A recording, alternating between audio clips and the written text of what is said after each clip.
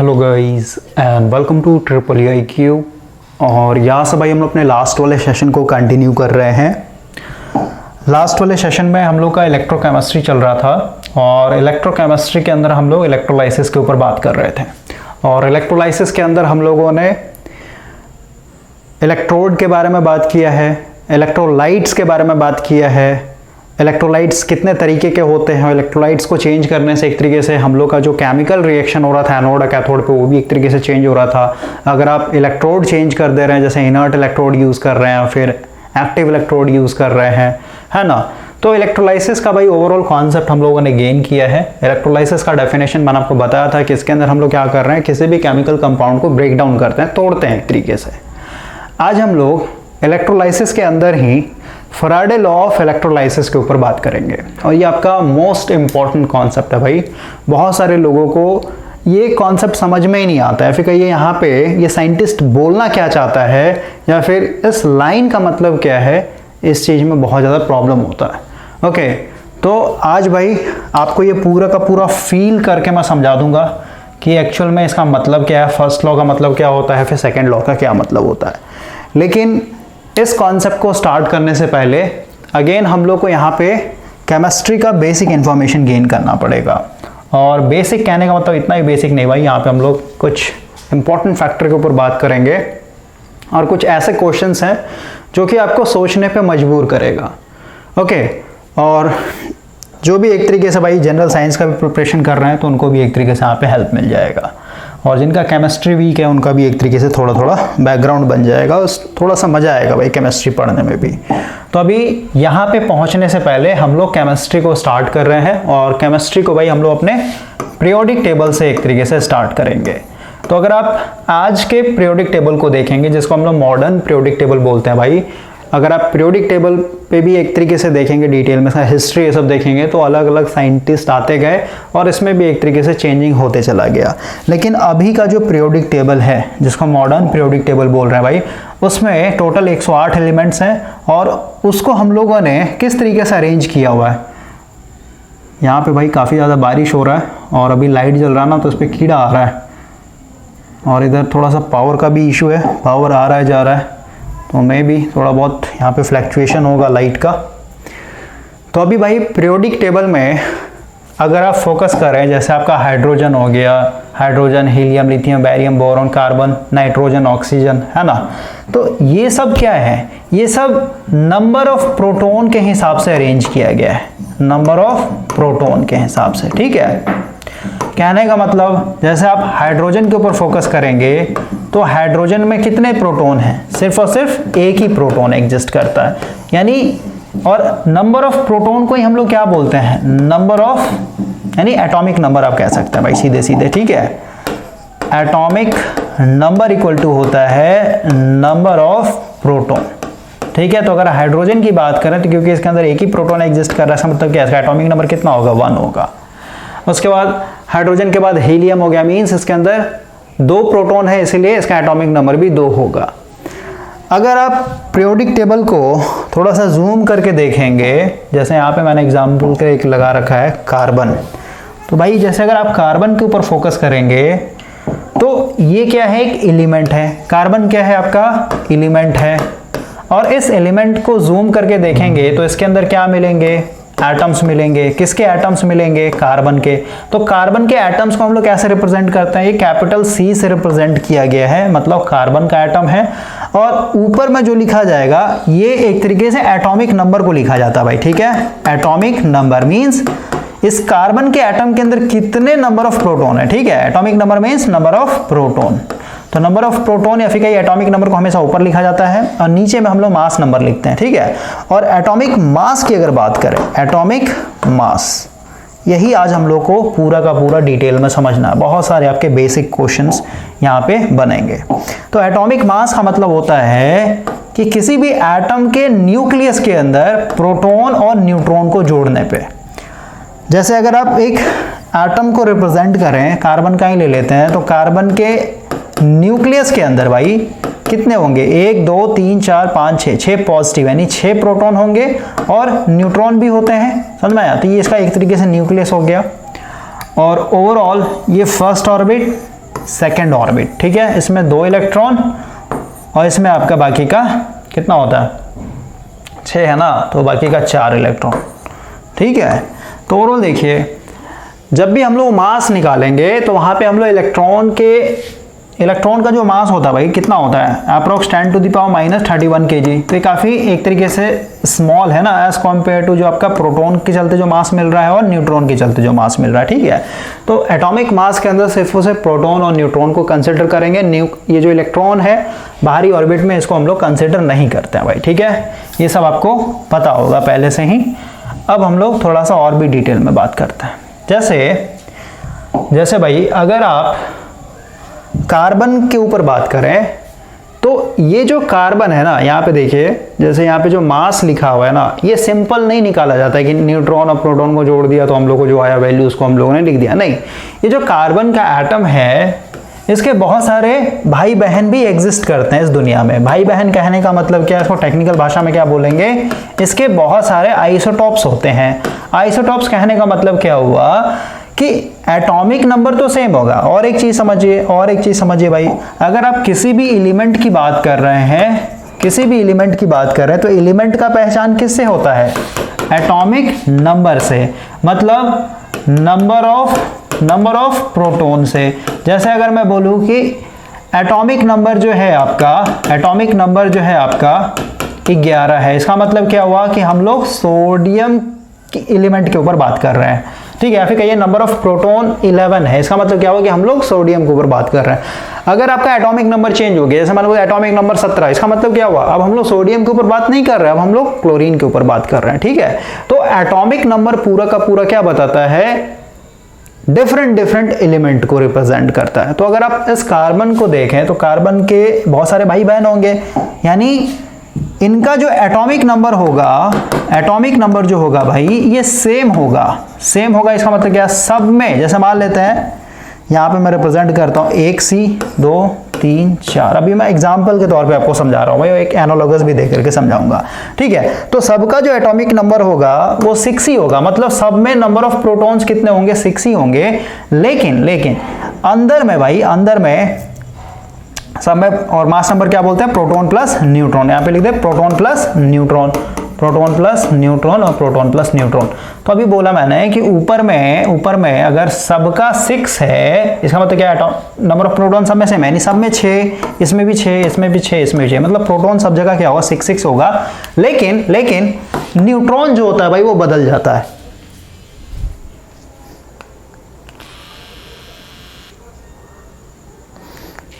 ठीक है, न्यूट्रॉन जो होगा आपका बदल जाएगा। जैसे मान लेते हैं इसमें आपका 6 न्यूट्रॉन है, तो हो सकता है इसमें आपका एक तरीके से 5 ही न्यूट्रॉन हो सकता है इसमें आपका 4 ही न्यूट्रॉन हो सकता है इसमें 7 न्यूट्रॉन हो। तो आप देख रहे हैं कि अगर आप इसके मास को कैलकुलेट करें तो कितना हो जाएगा, 12। इसको अगर आप जोड़ेंगे तो 11, इसमें जोड़े तो 10, इसमें जोड़ेंगे तो आप 6 6 12 यानी 13।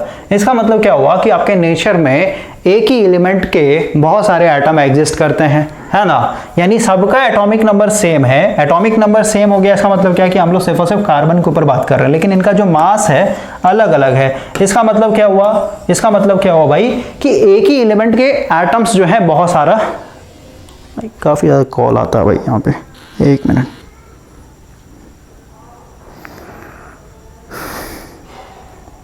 ठीक है, तो आइसोटॉप्स मतलब सेम एटॉमिक नंबर, बट सबका जो होगा एटॉमिक मास डिफरेंट होगा। क्लियर हो गया। अब जैसे एक एनालॉगस देकर के समझाऊं, जैसे मान लेते हैं आप एक पार्किंग एरिया में गए हो भाई, मान लेते हैं आप एक बड़े से मॉल में गए हुए हैं, और मॉल में आपने देखा होगा कार का पार्किंग एरिया अलग होता है, बाइक का पार्किंग एरिया अलग होता है, ठीक है। हेलो, हाँ प्रणाम कर रहे हैं अंकल। हाँ प्रणाम कर रहे हैं। हाँ राणा बोल रहा हूँ मैं। अभी थोड़ा सा ऑफिस में हूँ मैं, घर जाकर मैं बात करता हूँ आपसे, ठीक ना। ओके ठीक।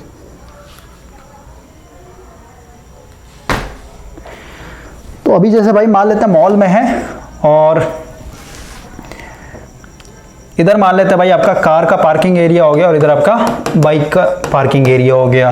तो अभी जैसे अगर बाइक का एग्जांपल लेते हैं तो मान लेते भाई यहाँ पे 100 बाइक एक तरीके से लगे हुए हैं और 100 बाइक पूरा का पूरा मान लेते पैशन प्रो है या फिर स्प्लेंडर है ना, जो कॉमन बाइक है जो मार्केट में सबसे ज़्यादा देखने को मिलता है। तो जैसे अगर आप पैशन प्रो की बात करें, फिर स्प्लेंडर की भी बात करें, फिर किसी भी बाइक की बात करें, तो बाइक में भी क्या होता है, अलग अलग मॉडल होते हैं। जैसे एक ही बाइक है, स्प्लेंडर ही है, लेकिन इसमें क्या होगा, जैसे मान लेते आपका एक बेस मॉडल हो गया। बेस मॉडल कहने का मतलब क्या, बिल्कुल बाइक सिंपल होगा, इसमें ज़्यादा इलेक्ट्रॉनिक्स फीचर ये सब नहीं होंगे।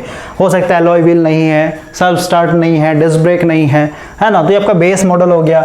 एक मान लेते आपका मिड रेंज वाला मॉडल हो गया। मिड रेंज कहने का मतलब क्या हुआ कि आपका जो एक बेसिक नीड चाहिए, सेल्फ स्टार्ट दे दिया, डिस्क ब्रेक दे दिया, ठीक है, अलॉय व्हील नहीं है। और एक होता है आपका top model. Okay, top model कहना मतलब क्या, इसमें सारा का सारा इलेक्ट्रॉनिक्स फीचर या फिर जो भी आपका फैशनेबल फीचर होता है वो सब रहेगा भाई। उसी तरीके से अगर आप कार की भी बात करें तो कार में भी क्या होता है, बेस मॉडल हो गया, मिड रेंज मॉडल हो गया, टॉप मॉडल हो गया। तो अभी जैसे आप इस पार्किंग एरिया में खड़े हैं और बाइक के ऊपर ही फोकस करते हैं, मान लेते हैं आप 100 बाइक एक तरीके से पार्क है भाई। ओके, और ओवरऑल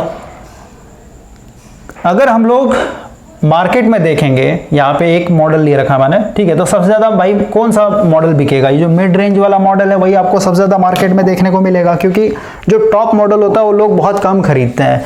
तो अगर ये पार्किंग एरिया है तो इस पार्किंग एरिया में आपको मान लेते हैं ब्लैक डॉट से मैं यहाँ पे दिखा रहा हूँ एक तरीके से कि आपका मिड रेंज मॉडल वाला बाइक लगा हुआ है। ओके, ठीक है, उसके बाद यहाँ पे पर्पल से यानी स्क्वायर से दिखा दे रहा हूँ, इस तरीके से स्क्वायर से मैं दिखा रहा हूँ भाई कि ये टॉप मॉडल है। और यहाँ पे ट्रायंगल से मैं दिखा दे रहा हूँ, ट्रायंगल से दिखा दे रहा हूँ कि मिड रेंज वाला ये मॉडल है। ओके, तो इस तरीके का आपको यहाँ पे सिचुएशन देखने को मिलेगा। यानी जो बेस मॉडल है वो आपको थोड़ा बहुत ज़्यादा देखने को मिलेगा, उसका फिर आपको मिड रेंज वाला ज़्यादा देखने को मिलेगा, जो ट्रायंगल से हम लोग दिखाया, और टॉप मॉडल एक तरीके सबसे कम देखने को मिलेगा। ठीक है, तो उसी तरीके से अगर आप यहाँ पे कार्बन के एटम के ऊपर देखें, बस मैं आपको एनालॉगस देकर के समझा रहा होता है कि आपको समझ में आए। तो अगर आप भाई कार्बन के ऊपर फोकस करेंगे तो अगर आप नेचर में देख रहे हैं, ठीक है, मान लेते इतना बड़ा एक तरीके से प्लॉट है, ओके, और यहाँ पे एक तरीके से माइनिंग करना चाहते हैं, मतलब कार्बन को एक तरीके निकालना चाहते हैं, तो ओवरऑल इस पूरे एरिया मान लेते हैं C6 मतलब सब जगह कार्बन ही है। लेकिन किसी का हो सकता है एटॉमिक मास 12 हो, किसी का मान लेते हैं आपका, या फिर ऐसे कहिए, ऐसे मैं दिखा देता हूँ, C6 12, C6 मान लेते हैं 13, और ये C6 मान लेते हैं आपका ये 11। ओके, तो ओवरऑल ये मान लेते हैं नेचर में एक तरीके से 60% एक तरीके एग्जिस्ट करता है। ये मान लेते हैं भाई आपका 10% एग्जिस्ट करता है, और ये मान लेते हैं आपका ओवरऑल 30% एग्जिस्ट करता है। क्लियर हुआ? तो इस तरीके का आप समझिए, और इसको मैं यहाँ पे इसको मैं रिप्रेजेंट कर रहा हूँ ट्रायंगल से, इसको मान लेते हैं स्क्वायर से, और इसको मान लेते हैं डॉट से। ओके, तो ओवरऑल अगर मैं यहाँ पे दिखाऊँ इन तीनों आइसोटॉप्स, कार्बन के आइसोटॉप्स को, तो सबसे ज़्यादा कौन सा देखने को मिलेगा आपको? ट्रायंगल देखने को मिलेगा, है ना, क्योंकि इसका जो परसेंटेज है वो बहुत ज़्यादा है, यानी 60% है। तो इसको मैं यहाँ पे थोड़ा सा ज़्यादा दिखाऊंगा। और वही अगर हम लोग यहाँ पे 10% वाले की बात करें तो यहाँ पे स्क्वायर दिखा देता हूँ इस तरीके से, है ना, सिर्फ और सिर्फ 10% है, तो 1 2 3 आपको मतलब गिना चुना देखने को मिलेगा। बाकी आपका यहाँ पे डॉट से दिखा देता हूँ 30%, यानी ये इस तरीके से 7-8 दिखा देता हूँ मैं। ओके, तो ओवरऑल नेचर में आपका जो कार्बन है ये कुछ इस तरीके से एग्जिस्ट कर रहा है। मैं आपको बस समझा रहा हूँ भाई, एक्चुअल में आइसोटॉप्स इस तरीके के नहीं होते हैं, ठीक है, बस मैं आपको एग्जांपल दे रहा हूँ समझने के लिए पहले। तो ओवरऑल अगर मान लेते हैं आप कार्बन का माइनिंग कर रहे हैं, नहीं कार्बन निकालना चाहते हैं भाई, तो ज़्यादा चांस है कि आपको कौन सा कार्बन मिलेगा, ये वाला कार्बन मिलेगा, क्योंकि इसका जो परसेंटेज है नेचर में ये बहुत ज़्यादा है। उसी तरीके से अगर आप यहाँ पे इस बाइक वाले में देखें, मान लेते आपके आंख पे पट्टी बांध दिया मैंने और आपको मैंने स्पार्किंग में भेज दिया, मैंने बोला कि किसी भी बाइक को अगर आप मतलब किसी एक बाइक पे हाथ रखो, जिस बाइक पे हाथ रखोगे वो आपका बाइक हो जाएगा, ठीक है। तो और यहाँ पे ज़्यादा चांस है जिसका मतलब परसेंटेज ज़्यादा हो जाए, मान लेते हैं बेस मॉडल का यहाँ पे 40% है, ठीक है, और मिड रेंज का मान लेते हैं आपका 50% है, और इसका मान लेते हैं भाई, या फिर इसको कर लेते हैं, उसको हम लोग कर लेते हैं 58% है, और इसका मान लेते हैं 2%, ठीक है। तो ओवरऑल क्या होगा, ज़्यादा चांसेस है कि आपको ये मिड रेंज वाला ही एक तरीके से बाइक मिले, क्योंकि यहाँ पे number of mid range bike ज़्यादा है। ओके, तो इसी तरीके से जो भी आपके डिफरेंट एलिमेंट है, सोडियम, मैग्नीशियम, एल्युमिनियम, है ना, तो हर एक एलिमेंट का भाई नेचर में इस तरीके से आइसोटॉप्स एक तरीके से एग्जिस्ट करते हैं, मतलब भाई बहन कह सकते हैं आप, एग्जिस्ट करते हैं। ओके, लेकिन उनमें भी एक तरीके से क्या होता है, परसेंटेज ज़्यादा होता है। जैसे इसमें आपका C12 वाले का परसेंटेज ज़्यादा है, तो नेचर में आपको ज़्यादा एक तरीके से देखने को मिलेगा। ओके, तो अब देखिए हम लोग ये जो एटॉमिक मास है, यहाँ पे जो एटॉमिक मास निकाला गया है कैसे निकाला गया, 12.011। थोड़ा सा हम लोग नेट के ऊपर आते हैं और इसके आइसोटॉप्स के ऊपर बात करते हैं।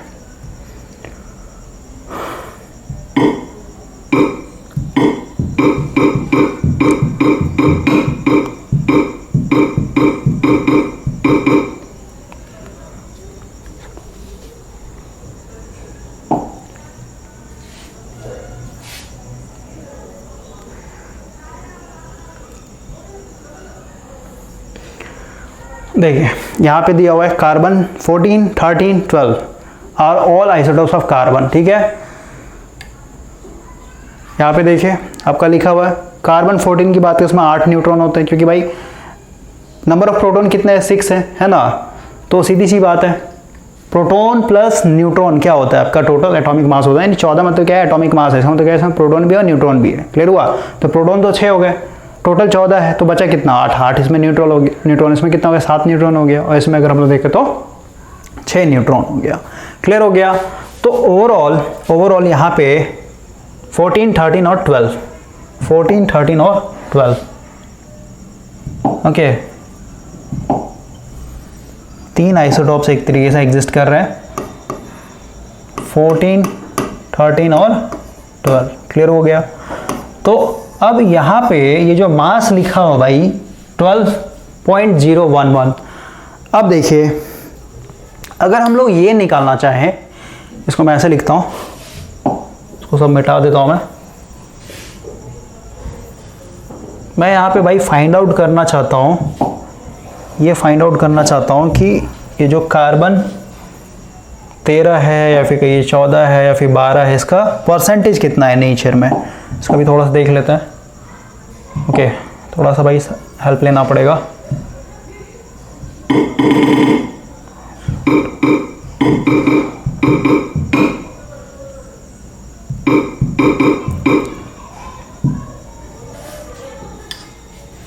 देखिए यहाँ पे फोटो भाई बना हुआ, मे भी आपको दिख रहा होगा, C12, 13 और 14, ठीक है। तो C12 जो आपका 98.9% है, आई होप कि आपको दिख रहा होगा, नहीं तो यहाँ पे आपका लिखा हुआ ऑलरेडी, ठीक है। The chemical element carbon has 2 stable isotopes, 12 और 13। स्टेबल का मतलब होता है भाई उसका न्यूक्लियस जो होगा ब्रेक डाउन नहीं होगा, वो स्टेबल है, ठीक है। Their abundance are 98.9 and 1.1, okay.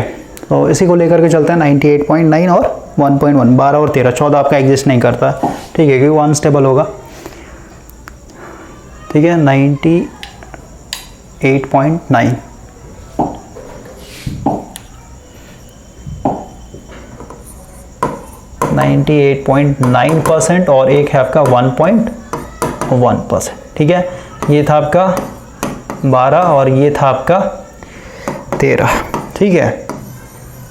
ये इतना % है नेचर में एग्जिस्ट, और ये आपका इतना % है। अब देखिए हम लोग यहाँ पे ओवरऑल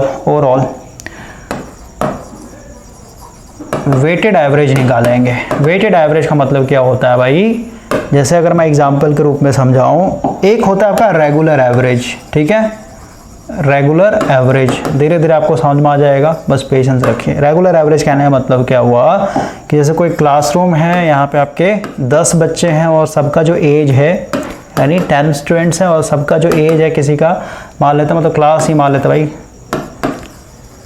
7th क्लास है, ठीक है। तो 7th क्लास में बच्चे का मान लेते, किसी का 14 साल है, किसी का 15 साल है, ठीक है, किसी का 16 साल है। तो इस तरीके से अगर आप एवरेज निकालो तो क्या होगा आपका, सबका यानी जो एज है, सबका एज का सम करना पड़ेगा, डिवाइडेड बाय टोटल स्टूडेंट कितना है 10। तो ये ओवरऑल क्या हो गया, रेगुलर एवरेज हो गया, ठीक है। एक होता है वेटेड एवरेज। वेटेड एवरेज का मतलब क्या होता है, जैसे आपने अभी बाइक का एग्जाम्पल लिया ना, तो 3 मॉडल है आपके पास, एक बेस हो गया, एक हो गया आपका मिड रेंज मॉडल, ठीक है, और एक हो गया आपका टॉप मॉडल। तो ओवरऑल मान लेते हैं इसका जो यानी जो बेस बाइक है, बेस वाला बाइक है, उसका मान लेते हैं भाई वेट है एक तरीके से 90 kg। ओके, इसका मान लेते हैं कि इसमें थोड़ा सा और फीचर होगा, है ना, तो मान लेते हैं 95 kg है, और जो टॉप मॉडल है इसका मान लेते हैं आपका 100 kg है। तो ओवरऑल अगर आप, और इसका परसेंटेज भी देख लेते हैं, परसेंटेज की अगर बात करें तो ये मान लेते हैं भाई आपका 90% है, ये मान लेते हैं आपका 8% है, और ये मान लेते हैं 2% है। ठीक है, परसेंटेज कहना मतलब क्या, वही पार्किंग एरिया ले लिए 100 बाइक एक तरीके से लगा हुआ है। ओके, तो 100 बाइक में से 90 बाइक आपका क्या होगा, बेस मॉडल होगा, 8 बाइक जो होगा आपका मिड रेंज वाला होगा, और बाकी 2 बाइक जो होगा आपका टॉप मॉडल होगा। ठीक है, तो अगर हम लोग इसका एवरेज निकाले, इसके वेट का एवरेज निकाले, तो कैसे हम लोग निकालेंगे, तो इसके लिए जैसा भी आपको बताया ना रेगुलर एवरेज, तो रेगुलर एवरेज आपका डिफरेंट हो गया, यहाँ पे आपको दूसरे तरीके से करना पड़ेगा। जैसे 90 kg है, ठीक है, तो 90 kg का कितना परसेंट है, 90% है, इसका मतलब क्या हुआ, इसको हम लोग 90/100 है ना, परसेंट मतलब 100, इसका मतलब 1 0 से 1 0 कट जाएगा, नहीं ओवरऑल क्या लिख सकते हैं आप इसको, भाई कट जाएगा ना, तो 0.9 लिख सकते हैं इसको ओवरऑल। ठीक है, तो इसको हम लोग ऐसे निकालते हैं 0.9 प्लस इसका अगर हम लोग देखें तो कितना हो जाएगा, 95 kg इसका कितना है, तो 8/100 यानी 0.08 प्लस ये कितना हो जाएगा आपका, ये 100 kg है, इंटू इसका 2% यानी 0.02। इसको जब आप सॉल्व कीजिएगा भाई, तो इसका वैल्यू क्या आएगा, थोड़ा सा मैं सॉल्व कर देता हूँ। देखिए ये तो आपका यहाँ से हट जाएगा, 9 9 81 हो जाएगा। ओके, तो 81 प्लस आपका हो जाएगा 95 इंटू 0.08 प्लस 100 इंटू 0.02, ये आ जाएगा आपका 90.6 kg। तो ओवरऑल आप देख रहे हैं ये जो आपका एवरेज वेट निकला है, यानी वेटेड एवरेज बोलते हैं इसको, रेगुलर एवरेज से डिफरेंट होता है भाई। ठीक है, तो यहाँ पे जिसका क्वांटिटी सबसे ज़्यादा होगा, देख रहे हैं इसका क्वांटिटी सबसे ज़्यादा भाई, समझ रहे हैं, 100 बाइक था टोटल। ठीक है, 100 बाइक था, बेस मॉडल, मिड रेंज वाला मॉडल और टॉप मॉडल, तो उसमें सबसे ज़्यादा ही 90 बाइक था, है ना। तो ओवरऑल जो हम लोगों ने एवरेज निकाला, तो ओवरऑल कितना आ रहा है, 90.6 kg आ रहा है, यानी जिसका संख्या ज़्यादा होगा। ठीक है, ये एक तरीके से यहाँ पे क्या है, मेजोरिटी में सबसे ज़्यादा इसका एक तरीके से अबंडेंस है। तो जब आप यहाँ पे वेटेड एवरेज निकालेंगे, तो उसका जो एवरेज आएगा, जो सबसे ज़्यादा बाइक होगा या फिर सबसे ज़्यादा जो एटम एग्जिस्ट करेगा, उसका जो वेट होगा उसी के आसपास आएगा। देख रहे हैं इसका ओवरऑल कितना था, 90 kg था, तो ओवरऑल आपका आंसर भी कितना है, 90.6 kg आया। और ओवरऑल ये तो सोचने वाली बात है ना भाई, ये तो एक तरीके से सोचने वाली बात है। जैसे आप खुद फील कीजिए, एक रूम है, ठीक है, एक रूम है जिसमें मान लेते हैं 20 बच्चे हैं, यानी 20 स्टूडेंट हैं। ठीक है, ज़्यादातर बच्चों का जो वेट है ये 65 kg है। ठीक है, यानी 1 2 आगे पीछे हो सकता है, किसी का 64, किसी का 63। ठीक है, तो मान लेते हैं 15 स्टूडेंट्स का जो है आपका कितना वेट है, 65 kg है। बाकी जो बच्चा आपका 4, तो इसका ओवरऑल आप एवरेज निकालेंगे तो कितना आएगा, 65 के ही आसपास आएगा। क्लियर हुआ। तो ओवरऑल जहाँ पे जिसका अबंडेंस ज़्यादा होता है, उसी का एक तरीके से क्या होता है, वहाँ पे प्रभाव होता है, यानी सबसे ज़्यादा असर उसी का होगा, पावरफुल वही होगा एक तरीके से। ठीक है, जैसे मतलब भाई इसको कैसे समझाऊं,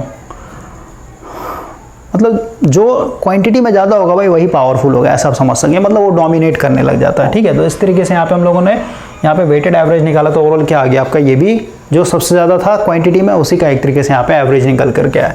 तो उसी तरीके से अगर आप कार्बन की बात करें, यहाँ पे कार्बन की बात करें भाई, तो कार्बन के लिए अगर आप इसी तरीके से कैलकुलेट करें, देखिए कैसे हम लोग निकालेंगे। कार्बन के लिए अगर आप देखें तो सबसे ज़्यादा कौन सा है, यहाँ पे क्वांटिटी सबसे ज़्यादा किसका है, इसका है, समझ में आ रहा बात को, ये 98.9%। तो ओवरऑल अगर हम इसका निकालें, इसका कितना है 12।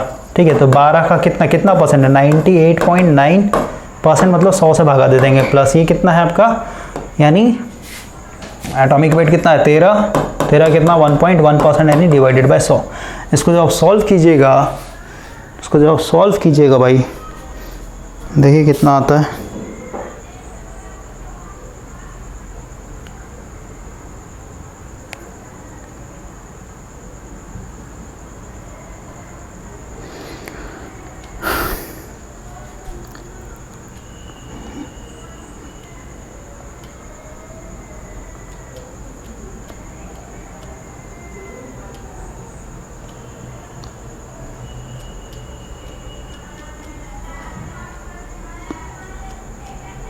ये आ जाएगा आपका ओवरऑल 12.011, ठीक है, 12.011।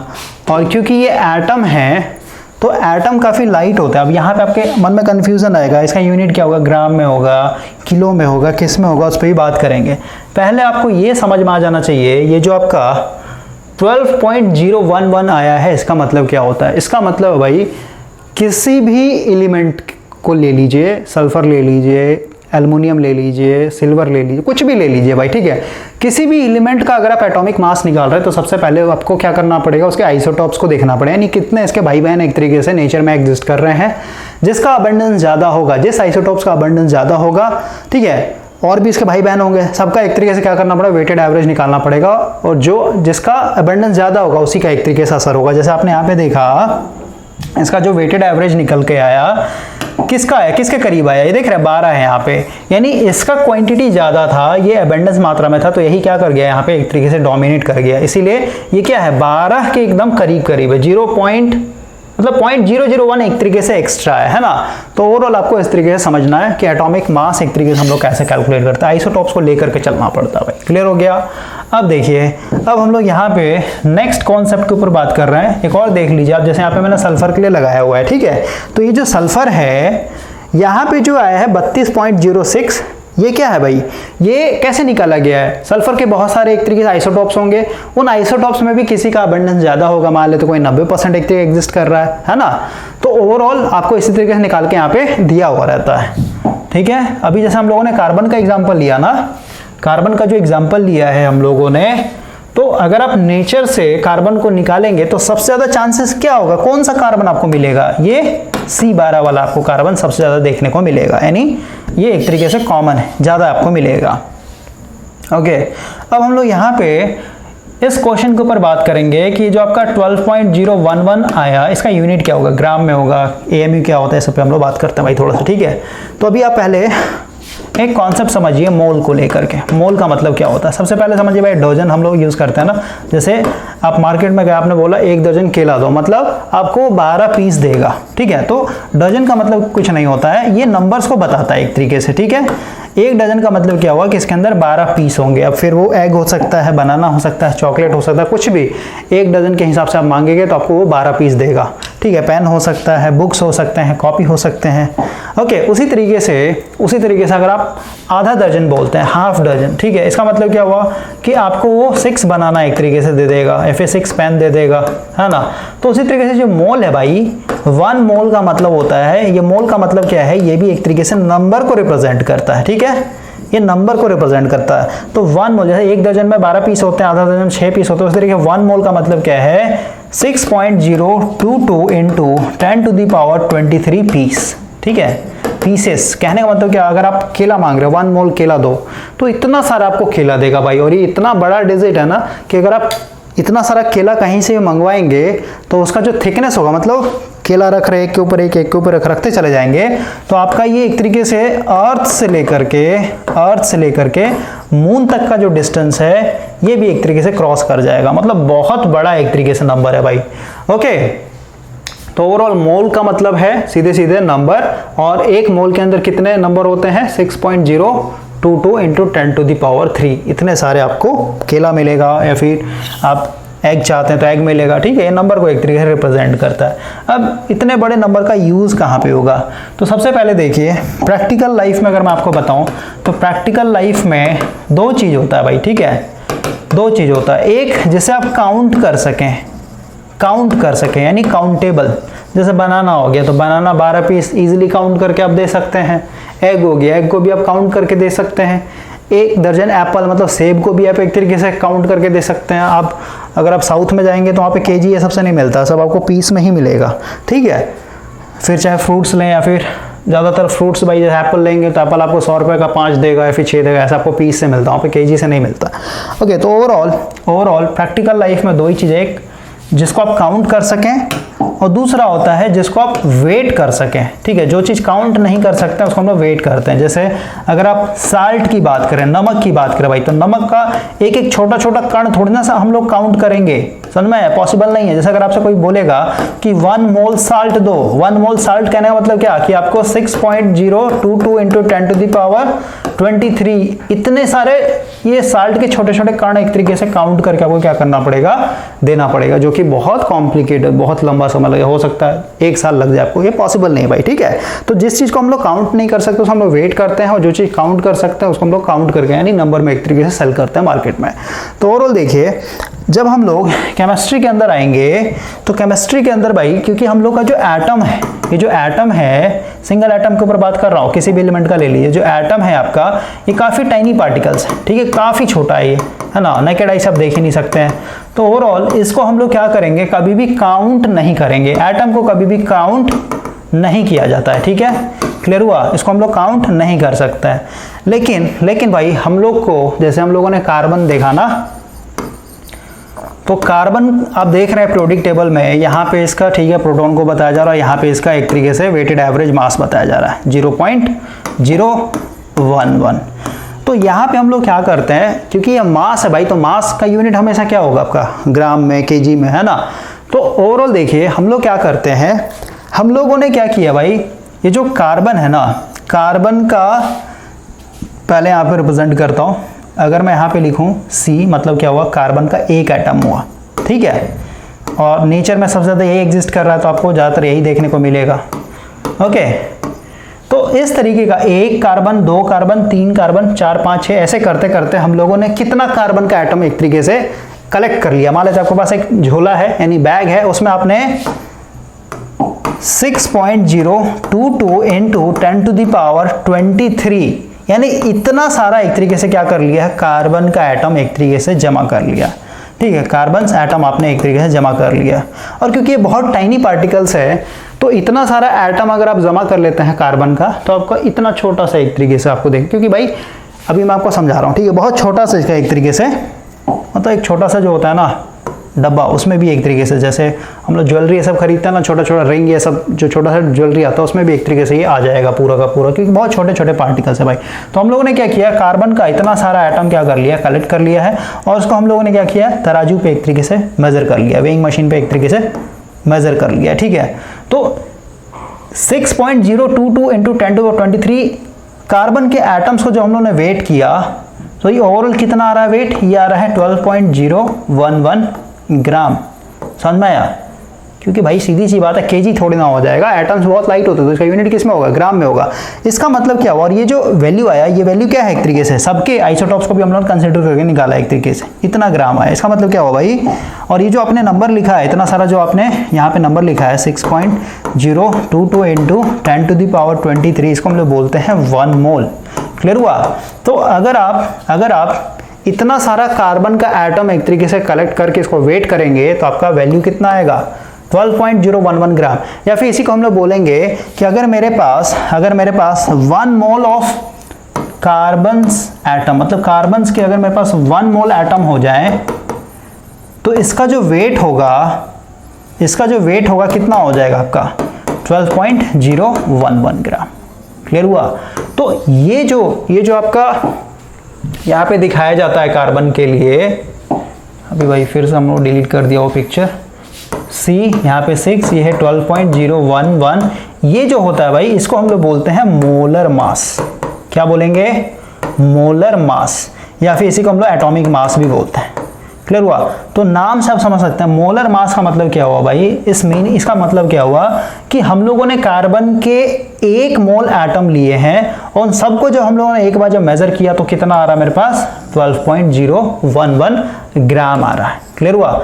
उसी तरीके से अगर आप सल्फर की बात करें, जैसे मैंने यहाँ पे दिया सल्फर, ठीक है, तो सल्फर की अगर बात करें, तो यहाँ पे भी हम लोगों ने क्या किया है कि सल्फर का कितना एटम कंसिडर किया है, 6.022 into 10 to the power 23 atoms लिए हैं, और इन एटम्स को जब हम लोगों ने वेट किया, तो इसका जो मास आ रहा है, ये कितना आ रहा है, 32.06 ग्राम।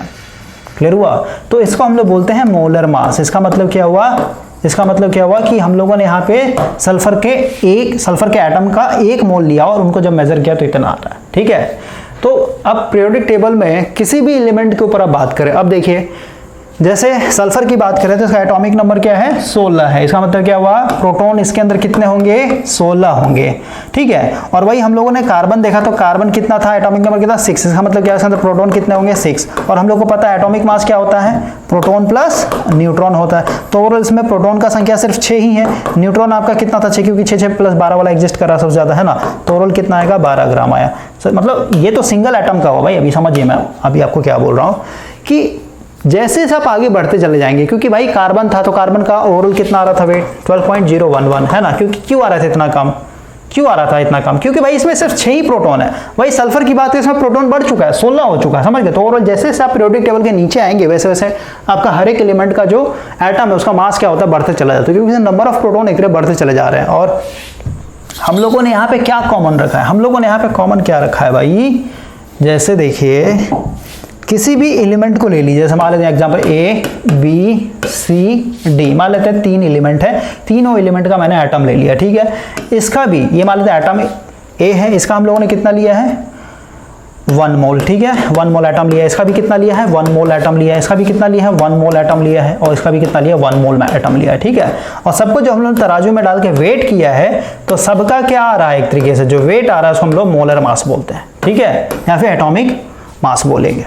जैसे एग्जांपल के तौर पे कार्बन हो गया, सल्फर हो गया, मान लेते हैं सोडियम हो गया, इधर मान लेते हैं आपका ऑक्सीजन हो गया। तो सबका हम लोगों ने क्या किया है, एक एक मोल एटम लिया हुआ है। इसका भी 1 मोल, मतलब सल्फर का भी 1 मोल एटम लिया हुआ है, इसका भी 1 मोल एटम लिया और इसका भी एक तरीके से 1 मोल एटम लिया।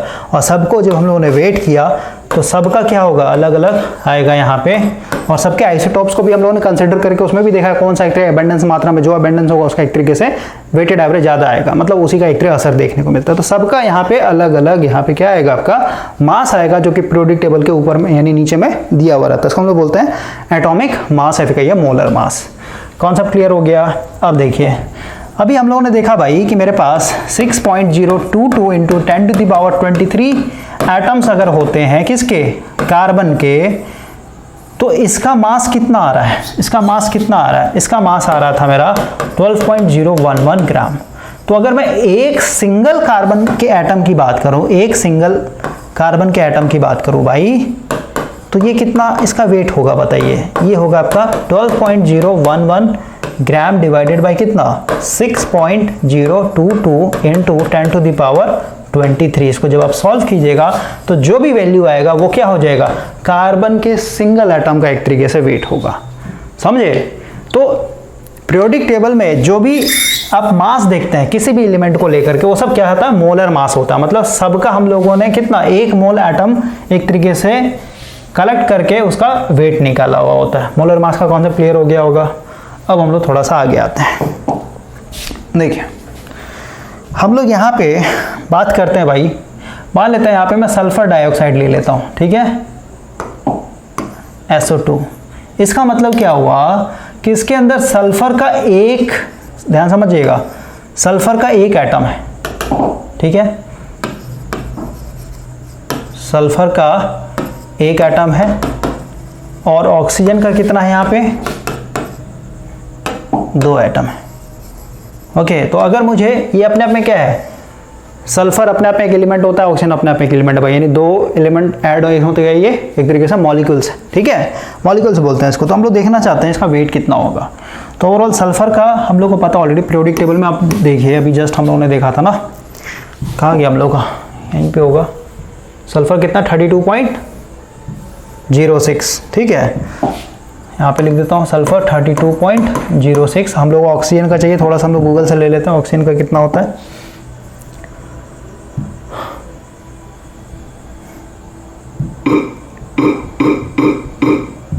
थोड़ा सा भाई वॉल्यूम कम कर देता हूँ, काफ़ी ज़्यादा इसका वॉल्यूम हो रखा है।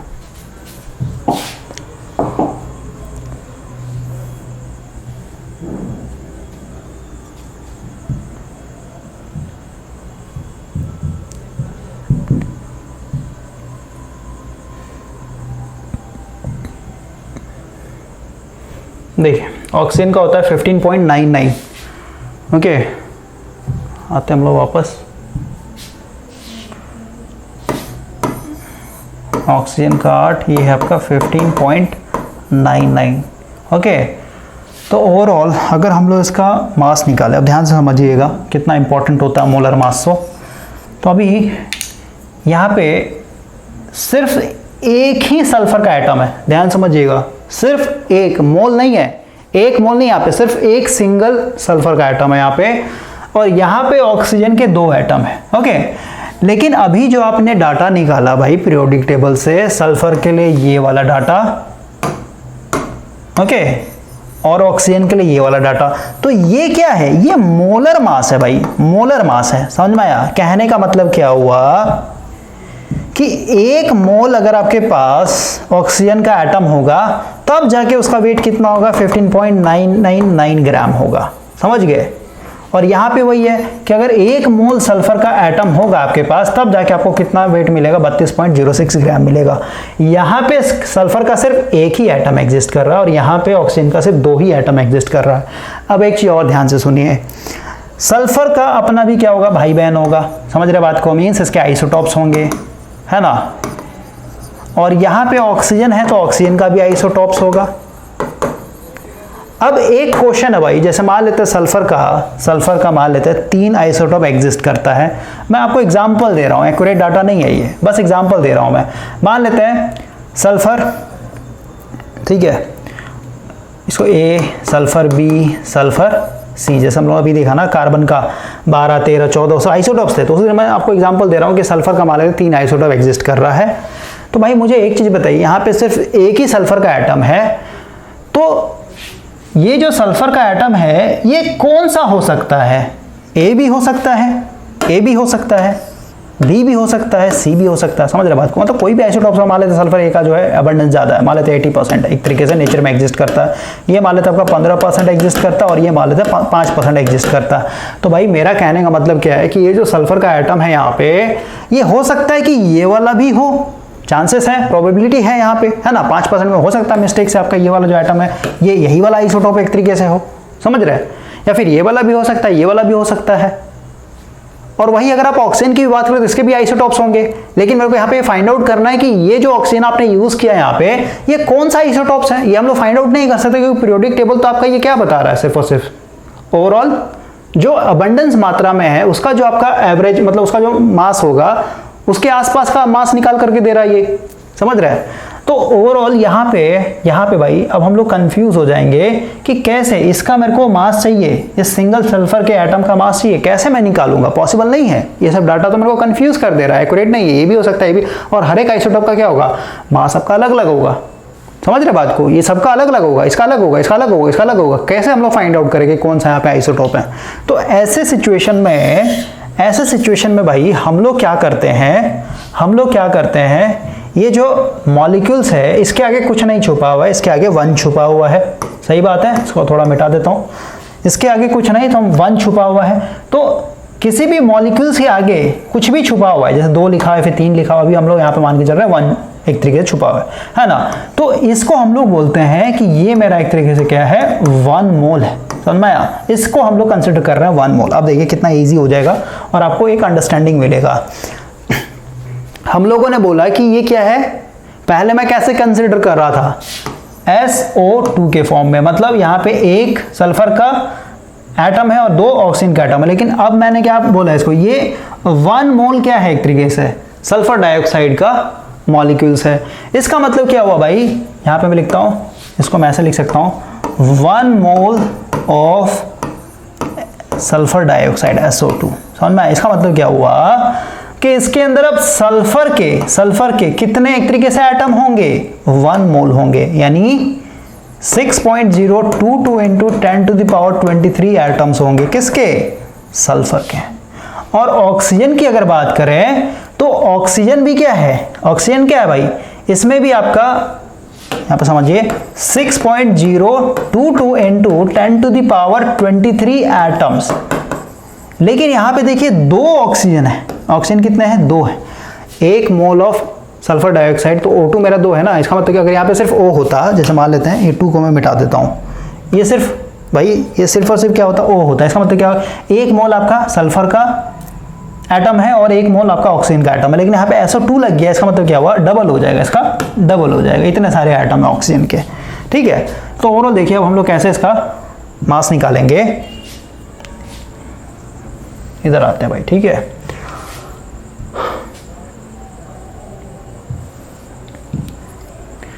ये हो गया SO2, तो इसके लिए मैं लिखूंगा 1 क्योंकि ये 1 मोल है, और 1 मोल का मास मेरे को पता है, 1 मोल सल्फर का जो मास होता है कितना होता है 32.06 मोलर मास पीरियोडिक टेबल से हम लोगों ने निकाल लिया। प्लस ये क्या है ऑक्सीजन, कितना है इसमें, दो ऑक्सीजन है ना, यानी 2 मोल, ठीक है। और 1 मोल ऑफ ऑक्सीजन, क्योंकि भाई O2 को मैं ऐसे लिख सकता हूँ O + O, तब ना O2 बना हुआ है, और इसके आगे कुछ नहीं, 1 छुपा, 1 मोल मतलब क्या, इसके लिए भी एक 3 एग्जिस्ट कर रहा है, समझ में आया। तो समझिए ना क्या मैं बोलना चाहता हूँ। 2 और 1 मोल ऑफ ऑक्सीजन का कितना हो जाएगा आपका यहाँ पे 15.999। इसको जब सॉल्व कीजिएगा तो कितना हो जाएगा आपका 32.06 प्लस ये कितना हो जाएगा आपका 2 इंटू इतना। तो ओवरऑल जो सॉल्व करने पाएगा भाई, एक बार बता देता हूँ मैं आपको,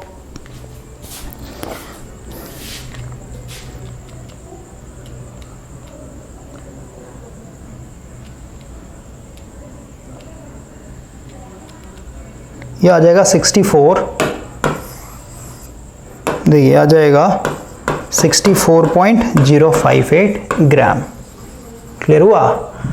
तो अब मैं यहाँ पे लिखूंगा कि अगर मेरे पास 1 मोल ऑफ सल्फर डाइऑक्साइड होगा तो इसका वेट कितना आ रहा है 64.058 ग्राम।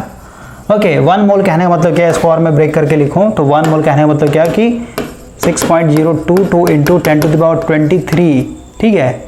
इतने सारे अगर सल्फर डाइऑक्साइड के मॉलिक्यूल्स होंगे तो इसका वेट कितना होगा, इतना। तो अगर मैं एक का निकालना चाहूं, एक का सिर्फ सिंगल मॉलिक्यूल्स का, ठीक है, तो कितना हो जाएगा बताइए 64.058 डिवाइडेड बाय ये वाला नंबर 6.022 इंटू 10⁻23, जो भी आएगा वो क्या हो जाएगा आपका सिंगल सल्फर डाइऑक्साइड मॉलिक्यूल्स का एक तरीके से वेट हो जाएगा, ठीक है। इसको मैं बता दूं कितना 64.058 डिवाइडेड बाय आपका हो जाएगा 6.022 इंटू 10⁻23, ये आएगा भाई 106.37 इंटू 10⁻⁻24 ग्राम। सोचिए कितना एक तरीके से ये लाइट वेट है, समझ रहे हैं। तो इस तरीके से हम लोग कैलकुलेट करते हैं। अगर सिंगल मॉलिक्यूल्स का निकालते तो सबसे पहले 1 मोल पे निकाल लीजिए, उसका 1 मोल का पता चल गया तो सिंगल मॉलिक्यूल्स का भी आप निकाल सकते हैं। ओके, तो ओवरऑल आपको ये समझ में आ गया होगा मोलर मास क्या होता है और मोलर मास हम लोग निकालते कैसे हैं, और आइसोटॉप्स कितना ज़्यादा हम लोग के लिए इंपॉर्टेंस होता है ये सब कैलकुलेट करने के लिए। साथ ही साथ कोई मॉलिक्यूल्स दिया हुआ है, जैसे एक और एग्जांपल लेते हैं, भाई। जैसे मान लेते हैं AlCl3 ले लेता हूँ मैं। ओके, तो AlCl3 कहने का मतलब क्या हुआ कि इसमें आगे कुछ नहीं तो 1 छुपा है, इसका मतलब क्या, हम लोग लिखेंगे 1 मोल ऑफ क्या है AlCl3 का मॉलिक्यूल्स है। इसका मतलब क्या हुआ कि इसके अंदर 1 मोल एल्युमिनियम के एटम है, ठीक है, और 1 मोल किसका है Cl3 का है। ओके, तो ओवरऑल इसको अगर सॉल्व करना हो देखिए कैसे सॉल्व करेंगे। ये हो जाएगा 1, क्योंकि 1 मोल है एल्युमिनियम का, यहाँ पे जो इसका मास होगा वो प्लस Cl कितना है 3, और कितना है 1 मोल का आपको डालना, क्योंकि भाई 3 है ना, 3 और 1 मोल है पूरा। तो यहाँ पे जो क्लोरीन का यहाँ पे जो नीचे में मतलब पीरियोडिक टेबल से निकाल के आप यहाँ पे लगा सकते हैं, ठीक है। वैल्यू पुट करेंगे आपका यहाँ पे आंसर आ जाएगा, मतलब 1 मोल ऑफ एल्युमिनियम क्लोराइड का जो वैल्यू होगा यानी मास होगा आपका निकल जाएगा। तो वहाँ से फिर 1 मोल का निकल गया तो एक सिंगल मॉलिक्यूल्स का भी आप निकाल सकते हैं। अब देखिए इतना सारा इन्फॉर्मेशन गेन करने के बाद भाई अब हम लोग आते हैं इलेक्ट्रोलाइसिस के ऊपर, जो हम लोगों ने लास्ट में कॉन्सेप्ट गेन किया था उसके ऊपर आते हैं। ओके, उसके बाद फिर हम लोग अपने फैराडे लॉ ऑफ इलेक्ट्रोलाइसिस के ऊपर भी आएंगे।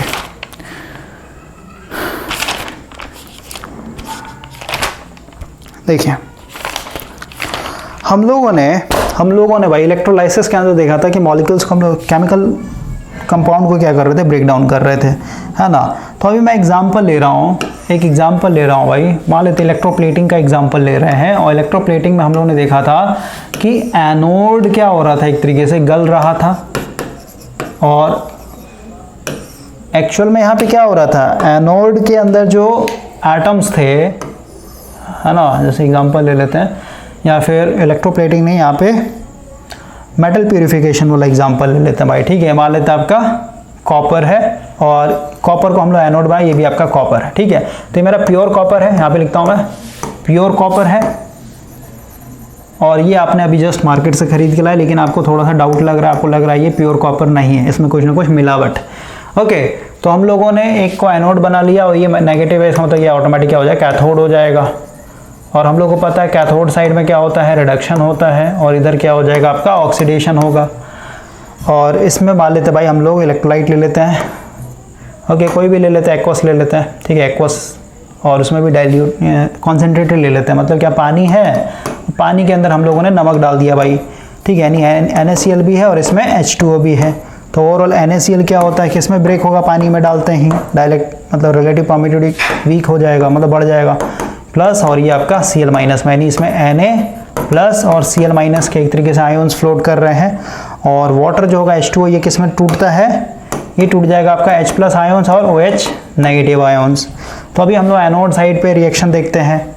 तो एनोड साइड पे जो रिएक्शन होगा भाई, क्योंकि एनोड पॉजिटिव होता है, इसका मतलब क्या, इधर नेगेटिव आयोन्स अट्रैक्ट करेंगे, यानी क्लोरीन अट्रैक्ट करेगा और OH नेगेटिव अट्रैक्ट करेंगे। लेकिन आप देख रहे हैं जो इलेक्ट्रोड हम लोगों ने लिया है कॉपर है, और कॉपर क्या होता है एक तरीके से, ये एक्टिव इलेक्ट्रोड है भाई, मीन्स यहाँ पे खुद ये एक तरीके से केमिकल रिएक्शन में पार्टिसिपेट करेगा, यानी ये सब जो है भाई यहाँ पे फेल हो जाएगा।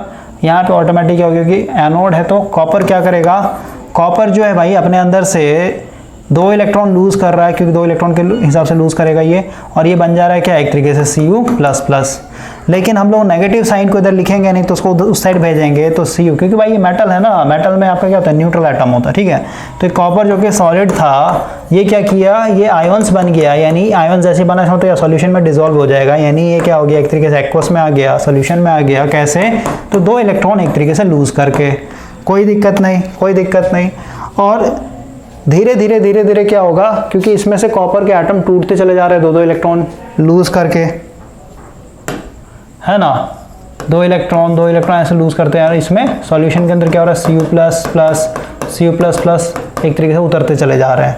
और ये जो 2 इलेक्ट्रॉन है भाई, ऐसे बैटरी इसको क्या कर रहा होगा, उस साइड कैथोड की तरफ फेंक रहा होगा, यहाँ पे आपका 2 इलेक्ट्रॉन पहुंचा हुआ है ना। तो आप देखिए, अगर हम लोग कैथोड साइड में रिएक्शन लिखें तो कैथोड साइड में क्या होगा, कैथोड मेरा नेगेटिव होता है, इसका मतलब क्या, कौन कौन आने की कोशिश करेगा इस साइड में, आपका H+ आयोन्स और सोडियम के आयोन्स। लेकिन भाई यहाँ पे क्योंकि ऑलरेडी आपके सॉल्यूशन में क्या है, Cu++ एक तरीके से आ गया है ना, तो यहाँ पे लिख देता हूँ Cu++ भी एक तरीके से कैथोड तरफ आने की कोशिश करेगा। और क्योंकि भाई ये सब आपका यहाँ पे फेल हो जाएगा, क्योंकि हम लोगों ने एक्टिव इलेक्ट्रोड लिया, तो इलेक्ट्रोड ही क्या होता है, केमिकल रिएक्शन यानी ऑक्सीडेशन रिडक्शन में पार्टिसिपेट करेगा, यानी एक तरीके से यहाँ पे कैथोड के पास आएगा। तो Cu++ क्या करेगा, क्योंकि कैथोड के पास ऑलरेडी 2 इलेक्ट्रॉन है जो कि एनोड ने भेजा था, तो 2 इलेक्ट्रॉन गेन करके क्या बन जाएगा, ये Cu यानी न्यूट्रल बन जाएगा। न्यूट्रल हमेशा क्या होता है, सॉलिड में चिपकता है।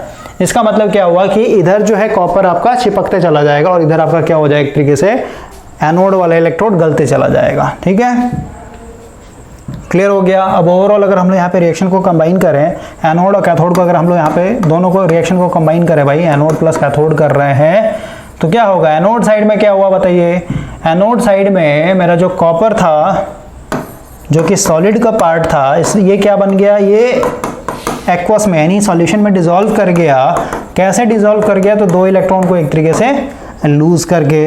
और इधर क्या था कि मेरा सॉल्यूशन के अंदर Cu++ के आयोन्स थे, इसने क्या किया, इसने 2 इलेक्ट्रॉन गेन किया, और 2 इलेक्ट्रॉन गेन करके क्या बन गया, ये Cu यानी सॉलिड का हिस्सा हो गया, यानी कैथोड साइड में जो इलेक्ट्रोड है, जिसको हम लोग मतलब उसमें चिपकते चला जा रहा है भाई, ठीक है। तो दोनों को अगर हम लोग यहाँ पे जोड़ दें तो ओवरऑल क्या हो जाएगा, ये 2 इलेक्ट्रॉन खत्म हो जाएगा, Cu सॉलिड, और इधर हो जाएगा Cu++।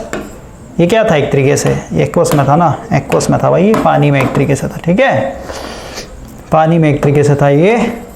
तो ओवरऑल ये किस में कन्वर्ट हुआ, ये सॉलिड वाला किस में कन्वर्ट हुआ है आपका, इसमें Cu++ में, Cu++ जो कि आपका एक्वस है।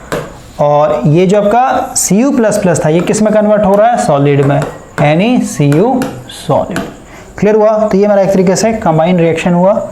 तो ओवरऑल देखिए यहाँ पे हो क्या रहा भाई, हो क्या रहा है, अगर आप एक सिंगल, यहाँ पे देखिए एक सिंगल, यहाँ पे मैंने एक सिंगल एटम को दिखाया कि कॉपर का अगर एक सिंगल एटम होगा तो इसने क्या किया, 2 इलेक्ट्रॉन लूज करके ये क्या हो गया, सिंगल कॉपर का आयोन्स बन गया है, कोई दिक्कत नहीं है ना। और उसी को मैंने यहाँ पे लिखा है कि सिंगल कॉपर का आयोन्स क्या है, 2 इलेक्ट्रॉन लूज करके क्या बन जा रहा है, एक तरीके से कॉपर के आयोन्स हो जा रहे हैं। और कैथोड साइड की बात करें तो कैथोड साइड में क्या हो रहा है भाई, ये जो सॉल्यूशन के अंदर आयोन्स थे Cu++ के, ये 2 इलेक्ट्रॉन गेन करके एक तरीके से Cu सॉलिड बन जा रहे हैं। यानी ये एनोड है, इधर मेरा कैथोड है। तो अगर भाई एक एटम की बात करें, एक कॉपर का एटम जो कि सॉलिड था, ये टूट करके किस में कन्वर्ट हुआ, Cu++, और इसने 2 इलेक्ट्रॉन यहाँ पे छोड़ दिया। और इधर मतलब एक एटम को चिपकने के लिए भाई, इस इलेक्ट्रोड से इस इलेक्ट्रोड में एक इलेक्ट्रॉन को चिपकने के लिए कितना इलेक्ट्रॉन चाहिए भाई बताइए, 2 इलेक्ट्रॉन एक तरीके से चाहिए, है ना। क्योंकि भाई इसमें से एक एटम टूटा, Cu जो कि सॉलिड था, मतलब इस इलेक्ट्रोड का हिस्सा था, इसने 2 इलेक्ट्रॉन छोड़ दिए यहीं पे, और 2 इलेक्ट्रॉन छोड़ के क्या बन गया, Cu++ बन गया। और यही क्या हो रहा है, 2 इलेक्ट्रॉन यहाँ पे आकर के क्या कर रहा है, Cu++ जो सॉल्यूशन में उतरा था इसको क्या कर रहा है, इसमें चिपका दे रहा है। यानी एक कॉपर के एटम को यहां से वहां तक भेजने के लिए मेरे को 2 इलेक्ट्रॉन ट्रांसफर करने पड़ रहे हैं। यानी बैटरी क्या कर रहा है, बैटरी इलेक्ट्रॉन को यहां से खींच करके इधर की तरफ ले करके जा रहा है, समझे। तो वो जो मेरा फाइनल रिएक्शन है, इसको मैं ऐसे बोलूंगा भाई कि एक कॉपर का जो एटम है, ठीक है, सिंगल कॉपर के एटम को दूसरे साइड में चिपकाने के लिए, क्योंकि भाई इलेक्ट्रोप्लेटिंग एफिशिएंसी यहाँ पे प्यूरिफिकेशन करे तो वो भी क्या हो रहा है, चिपक ही रहा है उसमें, ठीक है। एक कॉपर के सिंगल एटम को चिपकाने के लिए मेरे पास यहाँ पे क्या हो रहा है, एक तरीके से 2 इलेक्ट्रॉन का लेन देन हो रहा है ना। तो अभी जस्ट मैंने आपको बताया कि सिंगल हम लोग कभी भी नहीं बोलेंगे, इसको हम लोग क्या बोलेंगे, ऐसे समझ में नहीं आएगा, ऐसे समझिए। सिंगल कॉपर के एटम को यहाँ से यहाँ पे भेजने के लिए मेरे को 2 इलेक्ट्रॉन चाहिए, ठीक है। तो अगर मैं इसको ऐसे कहूँ, मेरे पास मान लेते हैं यहाँ से 1 मोल, ठीक है, 1 मोल ऑफ कॉपर के सॉलिड एटम क्या हो गए, टूट गए यहाँ पे, ठीक है। तो यहाँ पे समझिए कि एक सिंगल कॉपर के एटम को यहाँ से यहाँ भेजने के लिए 2 इलेक्ट्रॉन चाहिए था, है ना। तो अगर मेरे पास 1 मोल ऑफ कॉपर को क्या करना हो, कंप्लीट इलेक्ट्रोलाइसिस प्रोसेस करवाना हो, मीन्स यहाँ से इधर भेजना हो, तो मेरे को कितने इलेक्ट्रॉन चाहिए होंगे, 2 मोल ऑफ इलेक्ट्रॉन, है ना, 2 मोल ऑफ इलेक्ट्रॉन। भाई आप सोचिए क्या मैं बोल रहा हूँ साहब। यहाँ पे फाइनल रिएक्शन देखिए, इसके आगे कुछ नहीं है, 1 छुपा हुआ है, ठीक है। तो अगर मैंने यहाँ पे 1 बोला, इसको मैंने अभी जस्ट बताया भाई कि इसको हम लोग मोल बोलते हैं, ठीक है। यानी 1 मोल ऑफ कॉपर सॉलिड को किस में, उस साइड में, अगर ऐसे समझिए ना, देखिए 1 मोल ऑफ कॉपर सॉलिड को अगर आप यहाँ पे 1 मोल ऑफ कॉपर के आयोन्स बनाना चाहते हैं, तो ये कितना इलेक्ट्रॉन लूज करेगा बताइए, कितना इलेक्ट्रॉन लूज करेगा, 2 मोल ऑफ इलेक्ट्रॉन। 2 इलेक्ट्रॉन नहीं, 2 मोल ऑफ इलेक्ट्रॉन।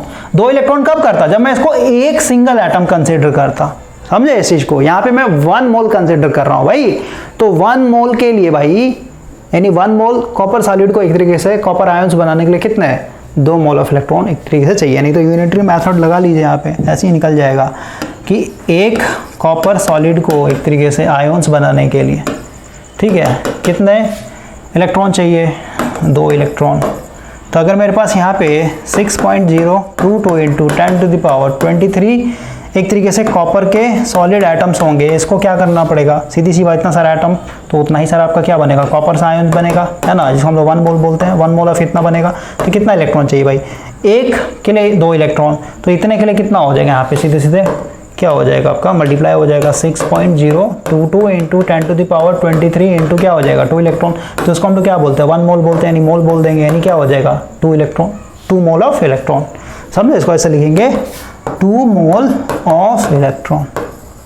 क्लियर हुआ, इस चीज़ को आपको समझना है, इसीलिए मैंने आपको इतना मास नंबर ये सब बताया भाई, ताकि यहाँ पे आपको दिक्कत ना हो।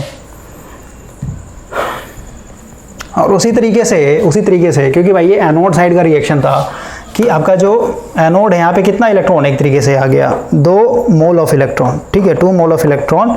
तब जाके क्या हुआ यहाँ पे 1 मोल ऑफ कॉपर के आयंस पानी में यानी सॉल्यूशन में उतर गए। अब बैटरी क्या करेगा, बैटरी इतने सारे इलेक्ट्रॉन को क्या करेगा, इस साइड में कैथोड पे ला करके रख देगा, ठीक है। तो इधर कितना आ गया, 2 मोल ऑफ इलेक्ट्रॉन ऑलरेडी बैटरी ने यहाँ पे ला के रख दिया है। तो इसके अंदर जो 1 मोल के कॉपर आयंस थे वो क्या हो जाएंगे, इन 2 मोल ऑफ इलेक्ट्रॉन को एक तरीके गेन करके क्या बन जाएगा एक तरीके से, यानी इसके आगे भी क्वेश्चन है तो 1 छुपा यानी 1 मोल ऑफ कॉपर आयन जो कि पानी में डिजोल्व है, ये क्या करेंगे 2 मोल ऑफ इलेक्ट्रॉन को गेन करके क्या बन जाएंगे CuS, और इसका कुछ नहीं तो 1 मोल, यानी 1 मोल एक तरीके से कॉपर सॉलिड बन जाएगा, यहाँ पे डिपॉजिट हो जाएगा। क्लियर हुआ।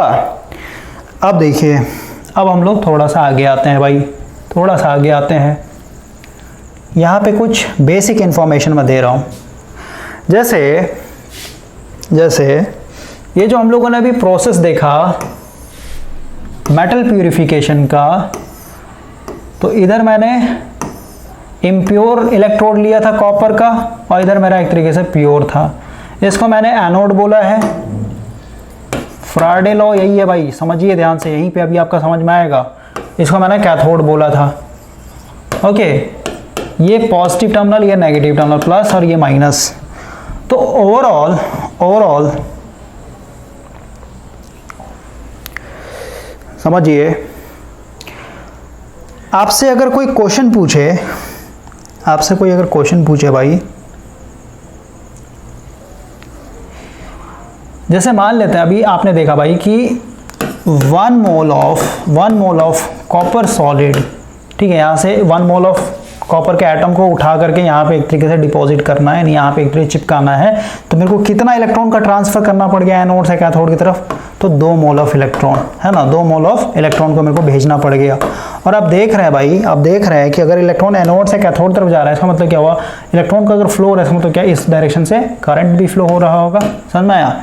और सीधी सी बात है, जैसे ही आपने स्विच कनेक्ट किया होगा तो ऐसा थोड़ा है कि 1 सेकंड में आपका ये पूरा का पूरा 2 मोल ऑफ इलेक्ट्रॉन क्या हो गया, 2 मोल ऑफ इलेक्ट्रॉन एनोड से कैथोड तरफ चला गया। फिर इसी को दूसरे लैंग्वेज बोले कि 1 मोल ऑफ कॉपर यहाँ से उठ करके यहाँ पे डिपॉजिट हो गया।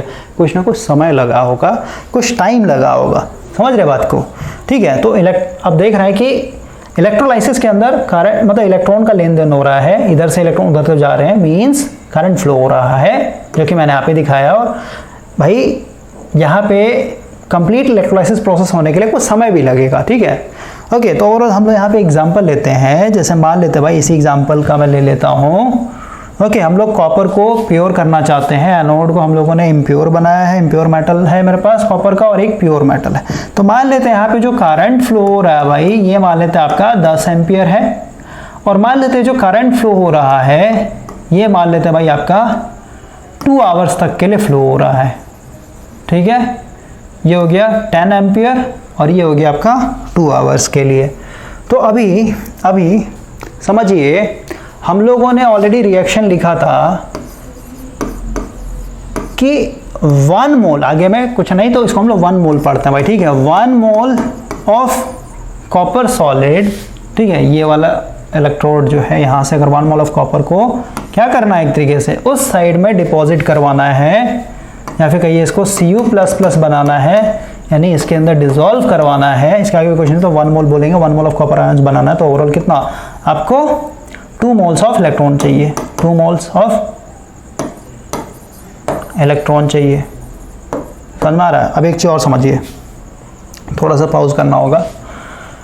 हम लोग को पता भाई, एक चीज़ समझिए, नोट में डाल लीजिएगा, इंपॉर्टेंट कॉन्सेप्ट है। हम लोगों को पता है अगर एक इलेक्ट्रॉन की बात करें तो एक इलेक्ट्रॉन का चार्ज कितना होता है, 1.6 × 10⁻⁻19 कूलम। समझ गए। अब मान लेते हैं मैं यहाँ पे बात कर रहा हूँ 1 mole of electron, 1 mole of electron का कितना चार्ज होगा। फिर आपके पास एक बैग है, इसमें आपका इतना सारा इलेक्ट्रॉन है। 1 मोल कहना मतलब 6.022 × 10⁻23 इलेक्ट्रॉन है भाई, ठीक है। तो 1 मोल, सॉरी, एक इलेक्ट्रॉन में इतना चार्ज, तो इतने सारे इलेक्ट्रॉन में कितना चार्ज होगा, तो ओवरऑल आ जाएगा 1.6 × 10⁻⁻19 इंटू क्या हो जाएगा 6.022 × 10⁻23, ठीक है, इतना कूलाम्स हो जाएगा भाई, एक इलेक्ट्रॉन में इतना है, तो इतने सारे इलेक्ट्रॉन है तो कितना चार्ज होगा, इतना होगा। तो उसको जब आप सॉल्व कीजिएगा तो ओवरऑल आपका जो वैल्यू आएगा 96500, इतना सारा कूलाम आएगा, उसको मल्टीप्लाई कीजिएगा इतना वैल्यू आएगा। ठीक है, तो आप लिखेंगे कि 1 मोल ऑफ इलेक्ट्रॉन के ऊपर चार्ज कितना होता है, 1 मोल ऑफ इलेक्ट्रॉन चार्ज कितना होगा, ये होता है 96500 कूलाम, इतना चार्ज होता है। और इसी को हम लोग बोलते हैं 1 फराडे। क्लियर हुआ? इसको हम लोग बोलेंगे, इतने सारे चार्ज को भाई हम लोग बोलते हैं 1 फराडे। तो आपको हमेशा दिमाग में रखना है 1 फराडे का मतलब क्या हुआ, ये हो गया 1 mole of charge, 1 mole of charge due to 1 mole of electron. ठीक है, मतलब 1 मोल मतलब वही चाहिए भाई, 1 फराडे का मतलब हो गया अगर आपके पास 1 मोल ऑफ इलेक्ट्रॉन है और 1 मोल ऑफ इलेक्ट्रॉन के चलते जो चार्ज आ रहा है उसके बराबर। ठीक है, समझ में आया? तो इस चीज़ को आपको दिमाग में रखना है। तो आपको यहाँ पे मैं लिख देता हूँ 1 फराडे का मतलब हो गया 96500 कूलाम चार्ज। ठीक है, और 1 फराडे का मतलब क्या है, 1 मोल ऑफ इलेक्ट्रॉन के ऊपर जो चार्ज होगा वो। ओके, तो देखिए हम लोग आते हैं आगे, इस चीज़ को आप नोट कर लीजिएगा, इम्पॉर्टेंट है। तो हम लोगों ने यहाँ पे कंसिडर किया भाई कि हम लोगों ने एक यहाँ पे कॉपर लिया है, एनोड को इम्प्योर बनाया और कैथोड को प्योर बनाया है, और यहाँ पे 2 घंटे तक हम लोगों ने बैटरी से कनेक्ट किया हुआ, और यहाँ पे जो करंट फ्लो हो रहा है कितना फ्लो हो रहा है, 10 एम्पियर फ्लो हो रहा है। तो हम लोग को यहाँ पे ओवरऑल आइडिया है, हम लोगों ने एनोड कैथोड का रिएक्शन ऑलरेडी देखा भाई, कि 1 मोल ऑफ कॉपर सॉलिड को एनोड से कैथोड साइड में डायरेक्ट लिख देता हूँ। ठीक है, कैथोड साइड में डिपॉजिट करने के लिए कितना चाहिए, 2 मोल ऑफ इलेक्ट्रॉन चाहिए, 2 मोल ऑफ इलेक्ट्रॉन चाहिए, है ना? समझ रहे बात को? तो इसको मैं यहाँ पे लिखता हूँ 1 मोल कहने का मतलब क्या, 1 मोल ऑफ कॉपर कहने का मतलब क्या, 6.022 इंटू 10⁻23 एटम्स ऑफ कॉपर, क्योंकि सॉलिड स्टेट में है। इसको उस साइड में इलेक्ट्रोलाइसिस के लिए यानी भेजने के लिए कितना चाहिए, 2 मोल ऑफ इलेक्ट्रॉन, है ना? तो ओवरऑल देखिए इसको मैं ऐसे लिख सकता हूँ, हम लोगों ने अभी जस्ट देखा कि एक इलेक्ट्रॉन पे कितना चार्ज है, 1.6 इंटू 10⁻⁻19 कूलाम होता है। तो अगर 1 मोल की बात करें, 6.022 इंटू 10⁻23 की बात है, तो कितना आ रहा था मल्टीप्लाई करने पे, 1.6 इंटू 10⁻⁻19 इंटू 6.022 इंटू 10⁻23, इसको जब मल्टीप्लाई करें तो कितना आ रहा था आपका, 96500 कूलाम, है ना? यानी 1 मोल पे इतना होता है, यहाँ पे कितना है, 2 मोल। 2 मोल कहने में तो क्या है, इसका डबल, यानी 2 इंटू 96500 कूलाम।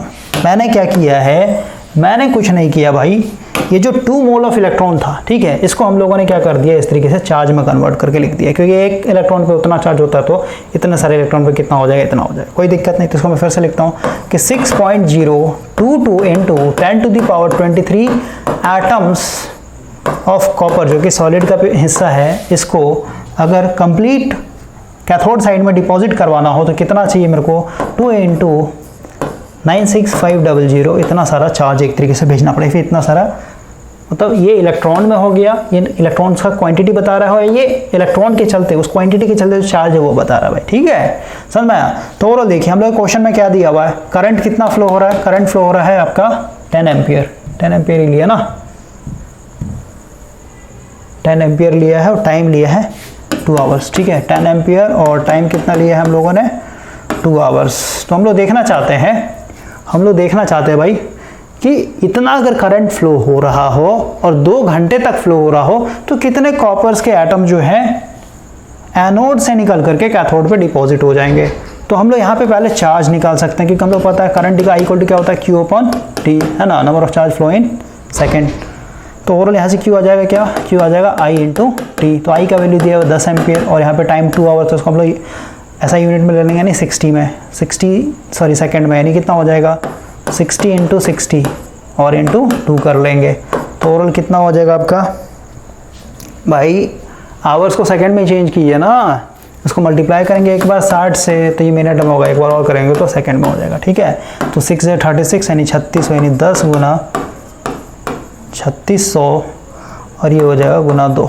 ठीक है, तो ये कितना हो जाएगा, इस पर एक और जीरो आ जाएगा 3600 और एक और जीरो, ये 2 यानी 36 यानी कितना हो जाएगा 72,000 कूलाम। ठीक है, इतना चार्ज अगर फ्लो होगा एनोड से कैथोड तो उस पर कितना हम लोग को मिलेगा। तो इसको निकाल लेते हैं, इतना कूलाम पे इतना हो रहा है, तो मैं फ्लिप करके लिखता हूँ भाई। ठीक है, थोड़ा सा फ्लिप करके लिख दे रहा हूँ कि 2 × 96500 कूलाम्स अगर फ्लो होता है तो इतने सारे एटम्स जो है डिपॉजिट हो जा रहे हैं, यानी 1 मोल। इसको हम लोग बोलेंगे इसको हम लोग 6.022 × 10⁻23 एटम्स जो है क्या हो रहे हैं, एक तरीके से डिपॉजिट हो जा रहे हैं, है ना।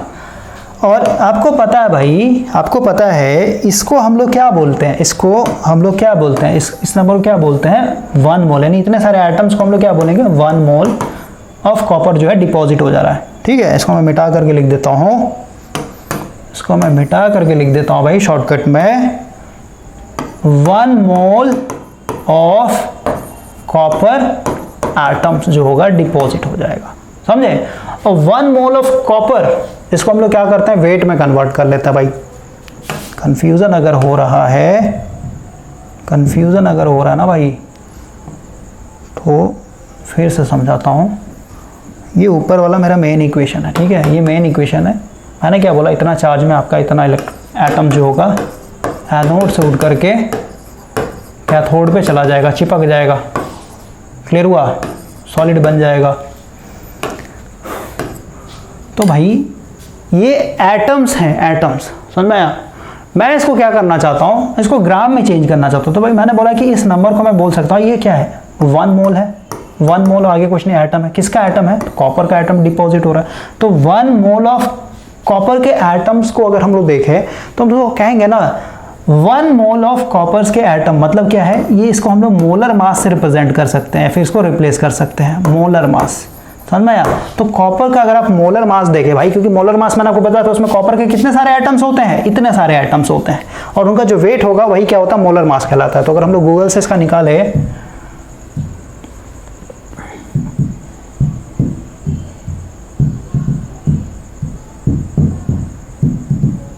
मोलर मास ऑफ कॉपर कितना होता है, तो देखिए 63.546।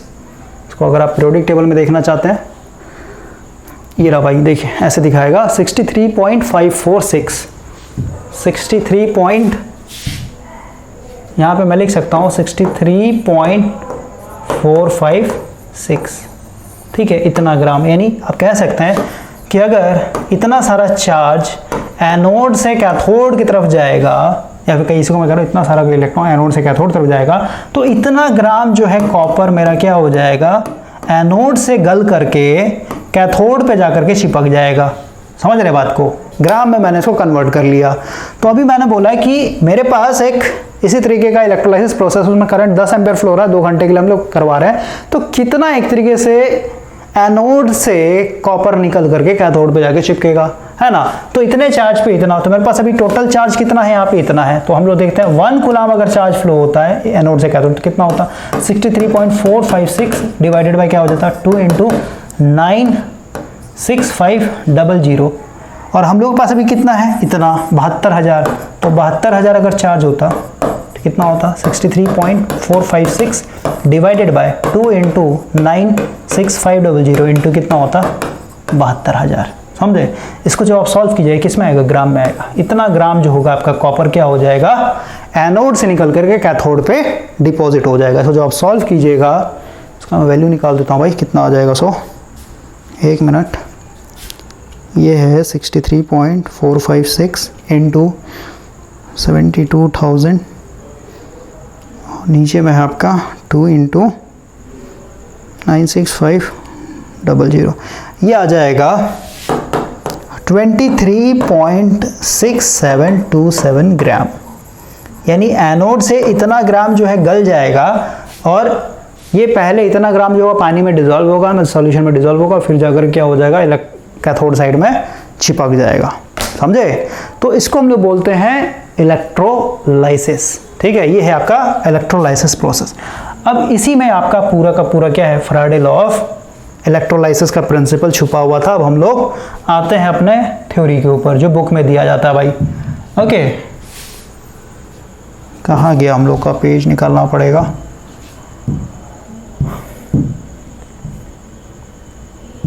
देखिए, ये है फैराडे लॉ ऑफ इलेक्ट्रोलाइसिस। तो आपने देखा भाई इलेक्ट्रोलाइसिस के अंदर हो क्या रहा था, एक से एनोड साइड से मटेरियल निकल करके दूसरे साइड में डिपॉजिट हो रहा था।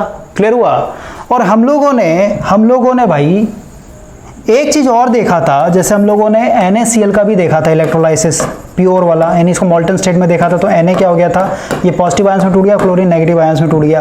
और हम लोग देखा था एनोड साइड में, फटाफट एनोड क्योंकि मेरा पॉजिटिव होता है तो इस साइड में क्या होगा, मेरा Cl आएगा, क्योंकि भाई मॉल्टन स्टेट में ले रहे हैं, यानी इलेक्ट्रोलाइट क्या है, प्योर है, सिर्फ और सिर्फ इसमें क्या है Na और Cl का आयंस है।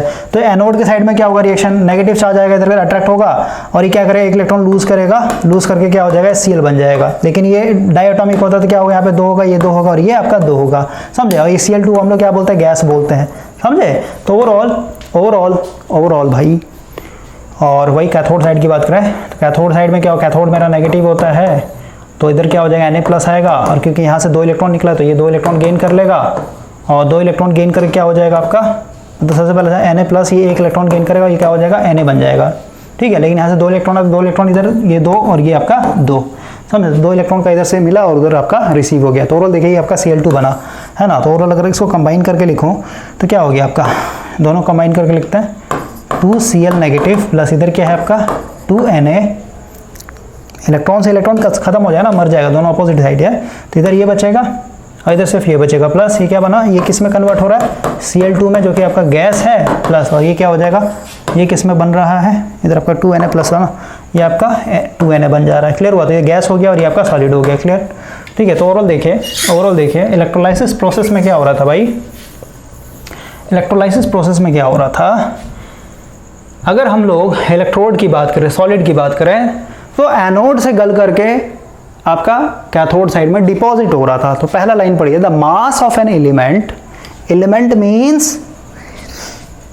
मीन्स भाई ये जो इलेक्ट्रोड है, ठीक है, यहां से गल करके क्या हो रहा था, आपका कैथोड पे डिपॉजिट हो रहा था। तो वही बोला, the mass of an element deposited और लिबरेटेड मतलब गायब हो जाना। जैसे अभी आपने देखा ना इलेक्ट्रोलाइसिस में गैस भी बन रहा था NaCl के केस में। हर किसी के, जैसे एक्टिव इलेक्ट्रोड लेंगे तो वहां पे सिर्फ मेटल एक तरीके से, यानी इलेक्ट्रोड एक तरीके हर रिएक्शन में पार्टिसिपेट करेगा।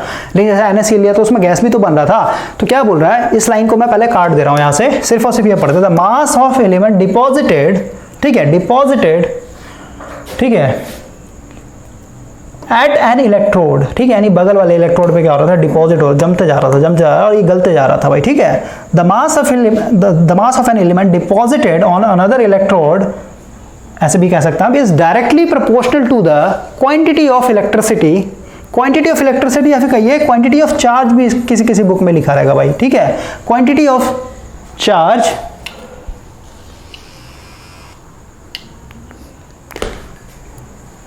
देखिए भाई आगे आता है, बहुत ज़्यादा कॉल आ रहा है। Okay, the mass of an element deposited is directly proportional to the quantity of charge that passes through the electrolytes. मतलब यहाँ से कितना एक तरह चार्ज पास हो रहा है उस पर एक तरीके से डिपेंड करेगा। जैसे अभी हम लोग जो न्यूमेरिकल सॉल्व किया भाई, जैसे यहाँ पे चार्ज कितना आया आपका, इतना आया, समझ गए बात को। तो ओवरऑल अगर आप मान लेते करंट बढ़ा देते, टाइम बढ़ा देते, ओवरऑल क्या हो जाएगा, क्यू भी मेरा बढ़ जाएगा। जैसे मान लेते अभी मैं करंट को 10 एम्पीयर रहने देता हूँ, टाइम बढ़ा देता हूँ, टाइम अब मान लेता हूँ 2 घंटा ना कर 5 घंटा कर लेता हूँ, तो ओवरऑल क्या हो जाएगा, 10 गुना करंट था मेरा 5, और ये 5 गुना क्या, 60 इंटू 60, यानी ओवरऑल क्या हो जाएगा, चार्ज भी एक तरीके से बढ़ेगा, है ना। तो जितना ज़्यादा आपका चार्ज बढ़ेगा, या फिर इसी को कह सकते हैं जितना ज़्यादा आपका एनोड से कैथोड की तरफ इलेक्ट्रॉन फ्लो होगा, इलेक्ट्रॉन फ्लो मतलब करंट फ्लो हो रहा है भाई, ठीक है, जितना देर तक करंट फ्लो होगा उतना ही ज्यादा क्या होगा, एनोड आपका गलते जाएगा और वो गल करके क्या होगा, कैथोड पे डिपॉजिट होते चला जाएगा, समझे। तो जो भी आपका सब्सटेंस डिपॉजिट हो रहा है दूसरे इलेक्ट्रोड पे, वो डायरेक्टली प्रोपोर्शनल होगा किसके ऊपर, क्वांटिटी ऑफ चार्ज के ऊपर, या फिर कहिए इलेक्ट्रिसिटी के ऊपर। इलेक्ट्रिसिटी बोलिए या फिर चार्ज बोलिए, सब तो वही है ना भाई, समझ गए। या फिर कहिए NaCl की बात करें तो जितना देर तक आपका वहाँ पे करंट फ्लो होते रहेगा उतना ज़्यादा आपका Cl2 गैस बनते जाएगा, उतना ही आपका वो लिबरेट करते चला जाएगा, यानी बाहर निकलते चला जाएगा। तो आई होप कि ये लाइन का मतलब आपको समझ में आया होगा। तो वही है जो M है यहाँ पे, M को बोलते हैं मास डिपॉजिटेड, ठीक है, जो मास आपका डिपॉजिट हुआ है, ठीक है, डायरेक्टली प्रोपोर्शनल होगा किसके ऊपर, चार्ज के ऊपर, ठीक है। और प्रोपोर्शनल सिंबल को अगर आप हटाइएगा तो यहाँ पे एक कांस्टेंट आएगा, तो M से लिखता हूँ, ये आ जाएगा, इसको Z बोलते हैं भाई, Z इनटू आपका चार्ज यानी Q, क्योंकि भाई प्रोपोर्शनल है ना, M जो है प्रोपोर्शनल है Q के ऊपर, इसको हटाएंगे तो यहाँ पे कांस्टेंट है Z, इसको हम लोग बोलते हैं ECE, इलेक्ट्रोकेमिकल इक्विवेलेंट। इसका क्या मतलब होगा समझाऊंगा मैं। अब देखिए Q है तो Q को हम लोग क्या कर सकते हैं, Q इक्वल टू IT लिख सकते हैं भाई। हाँ, अभी जस्ट बताया था I इक्वल टू क्या होता है, Q अपॉन T होता है, तो Q इक्वल टू क्या IT कर सकते हैं, तो मास है इक्वल टू क्या हो जाएगा आपका Z, जो कि कांस्टेंट है, Q की जगह हम लोग IT लिख सकते हैं, ठीक है, तो ZIT हो जाएगा। क्लियर है। और ये जो Z है ये क्या है, इक्वल, कहाँ गया भाई, देखिए बुक में एक बार देख लेते हैं Z को ये क्या बोल रहा है। Z का आपका इलेक्ट्रोकेमिकल इक्विवेलेंट ही बोलते हैं, ये होगा आपका Z is a constant known as electrochemical equivalent, ECE, बिल्कुल सही है। तो आते हैं हम लोग वापस से, और ये जो Z है EC कैसे निकालेंगे, ये कांस्टेंट कैसे निकालेंगे, तो देखिए ये जो Z है भाई, Z जो है आपका हर एक एलिमेंट का अलग अलग होगा, जैसे कॉपर ले रहे हैं या फिर सिल्वर ले रहे हैं या फिर गोल्ड ले रहे हैं, हर एक का अलग अलग होगा। Z इक्वल टू होता है, Z इक्वल टू होता है आपका, ये हो जाएगा भाई, एक minute, molar mass divided by आपका फराडे होता है, एक बार कंफर्म कर लेता हूँ भाई।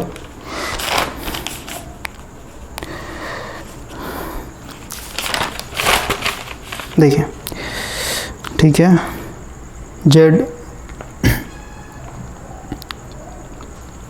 यहाँ पे लिख देता है, जो Z है आपका इसको बोलते हैं ECE, मीन्स इलेक्ट्रोकेमिकल इक्विवेलेंट, और ये डिफरेंट होता है हर एक इलेक्ट्रोलाइट्स के लिए, डिफरेंट, और इसका वैल्यू अलग अलग होगा, different for different electrolytes, electrolytes, okay. तो ओवरऑल ये Z कैसे निकालेंगे इस चीज को समझिए।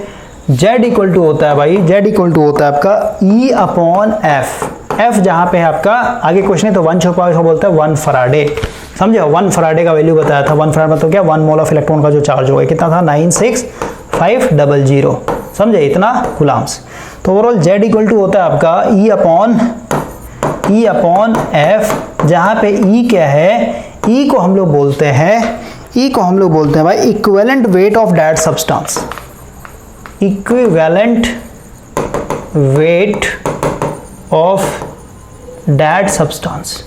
अब देखिए यहाँ पे समझाता हूँ ये क्या होता है। अब E की भी बात करें, E को हम लोग लिखते हैं, E का लिखते हैं भाई molar mass of that substance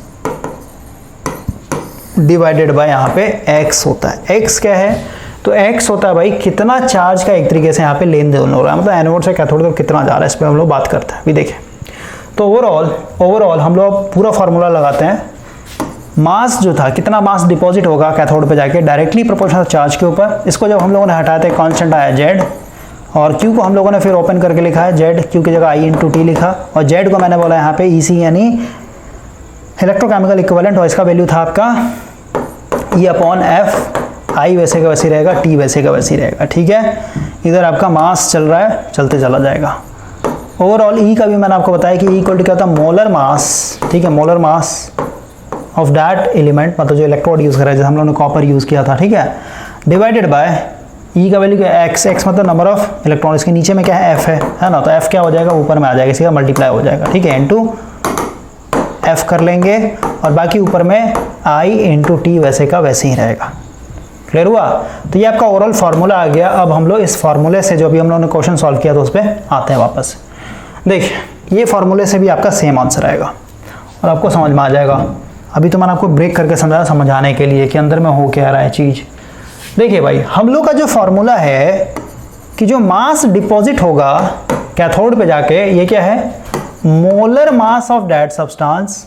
molar mass means 1 mole of atom, ठीक है। मोलर मास ऑफ, अपने केस में क्या है, दैट सब्सटेंस मींस कॉपर, ठीक है, copper, divided by x, x मतलब कितना इलेक्ट्रॉन ट्रांसफर हो रहा है एनोड से कैथोड की तरफ, ठीक है, इनटू आपका एफ मींस 1 फराडे, इसको क्रॉस नहीं डॉट ऐसे एफ दिखाते हैं, into I into T. I into T कहना मतलब क्यू है भाई, ठीक है, इसको मैं यहाँ पे क्यू कह सकता हूँ। तो ओवरऑल देखिए, अब वैल्यू पुट कीजिए, मोलर मास ऑफ कॉपर, क्योंकि कॉपर ही क्या हो रहा था, एनोड से सॉल्यूशन में उतर के फिर कैथोड की तरफ चिपक जा रहा था। तो इसका कितना आया था भाई, इसका कितना था आपका 63.456 भाई। मोलर मास मतलब क्या, 1 मोल ऑफ कॉपर के एटम, ठीक है, यानी 6.023 इंटू इतने सारे कॉपर के एटम का मास है इतना, ठीक है। एक्स, एक्स मतलब क्या, कितना इलेक्ट्रॉन एक तरह ट्रांसफर हो रहा था भाई मेरे। यहाँ पे जब आपने लिया है 1 मोल ऑफ कॉपर, भाई एक्स मतलब इलेक्ट्रॉन कितना ट्रांसफर हो रहा था एनोड से कैथोड की तरफ, एक सिंगल एटम के लिए, एक सिंगल ऑफ एटम के लिए कितना एक तरीके से जा रहा था भाई, ऐसे समझिए ना, ऐसे समझिए, ये x इंटू एफ जो है, x क्या है, नंबर ऑफ इलेक्ट्रॉन जो ट्रांसफर हो रहा है। तो एक कॉपर के एटम को ट्रांसफर करने के लिए कितना, एक कॉपर सॉलिड एटम क्या हो रहा है सॉल्यूशन में, कैसे आयंस बना था, कैसे, तो 2 इलेक्ट्रॉन एक तरीके त्याग करके, है ना। तो अब देख रहे हैं कि एक एटम को सॉल्यूशन में उतर के फिर उधर चिपकने के लिए 2 इलेक्ट्रॉन का ट्रांसफर होता है एनोड से कैथोड की तरफ। तो x क्या है, यहाँ पे 2 लिखेंगे, यहाँ पे सीधे सीधे 2, समझ में आया, और इंटू एफ हो गया, मतलब 2, और f का वैल्यू मैंने बताया था 96500, समझे। तो वही है, x का मतलब क्या होगा, यहाँ पे 2 मोल ऑफ इलेक्ट्रॉन हो गया, इसका दोनों का कॉम्बिनेशन x की जगह 2, और f का मतलब क्या, 1 मोल ऑफ इलेक्ट्रॉन के चलते जो चार्ज आ रहा है। तो ओवरऑल आगे 2 मल्टीप्लाई हो गया, क्योंकि यहाँ पे समझिए ना भाई, पहले वाला अगर आपने समझ गया होगा ना तो समझ में आ रहा होगा आपको। 2f मीन्स क्या, 2 मोल ऑफ इलेक्ट्रॉन एक तरीके से उसके चलते जो चार्ज मिल रहा है, इनटू क्यू कितना है आपका, क्यू अभी जस्ट हम लोग कैलकुलेट किया कितना, 72,000, ठीक है, 72,000। इसको सॉल्व कर लीजिए, ठीक है। अगर आप देखेंगे ध्यान से ये वाला वैल्यू, और यहाँ पे जो हम लोगों ने वैल्यू डाला है ये देख रहे हैं, ठीक है, यहाँ पे भी ऊपर में, इसके नीचे में आपका देख रहा है 2 फराडे है, और यहाँ पे 72,000 है। तो ओवरऑल यहाँ से भी वही आएगा और यहाँ से भी आपका वही आएगा। तो आपको फॉर्मूला भी समझ में आ गया होगा भाई, कि यहाँ पे ये जो हम लोगों ने, वापस से आते हैं यहाँ पे, हम लोगों ने यहाँ पे जो लिखा है भाई, इसका क्या मतलब है, इसका मतलब हो गया कि नीचे में जो भी इलेक्ट्रॉन ट्रांसफर हो रहा है उसको मोल में कन्वर्ट कर लीजिए। जैसे अगर 1 इलेक्ट्रॉन का लेन देन हो रहा है तो उसको 1 मोल बोलेंगे हम लोग, ठीक है। अगर एक इलेक्ट्रॉन का ट्रांसफर होता है एनोड से कैथोड, ठीक है, इसका मतलब क्या, यहाँ पे x का वैल्यू 1 हो जाता है, नहीं सीधे 1f हो जाता, ठीक है, I इंटू टी यानी Q के बराबर होता।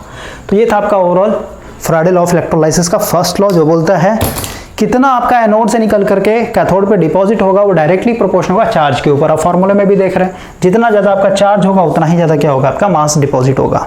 और चार्ज कहने का मतलब क्या है, जितना ज़्यादा आपका करंट फ्लो होगा, जितना देर तक टाइम एक तरीके से रहेगा, 2 घंटा, 4 घंटा, 5 घंटा, 10 घंटा, टाइम बढ़ाते जाइए या फिर करंट बढ़ाते जाइए, उतना ही ज़्यादा आपका क्या होगा, मास डिपॉजिट होते चला जाएगा। तो आप देख रहे हैं भाई, यहाँ पर हम लोगों ने देखा, इस वाले प्रॉब्लम में एक चीज़ समझिए आप, कि हम लोगों ने यहाँ पे भाई 2 घंटे के लिए 10 एम्पियर करंट फ्लो करवाया, है ना।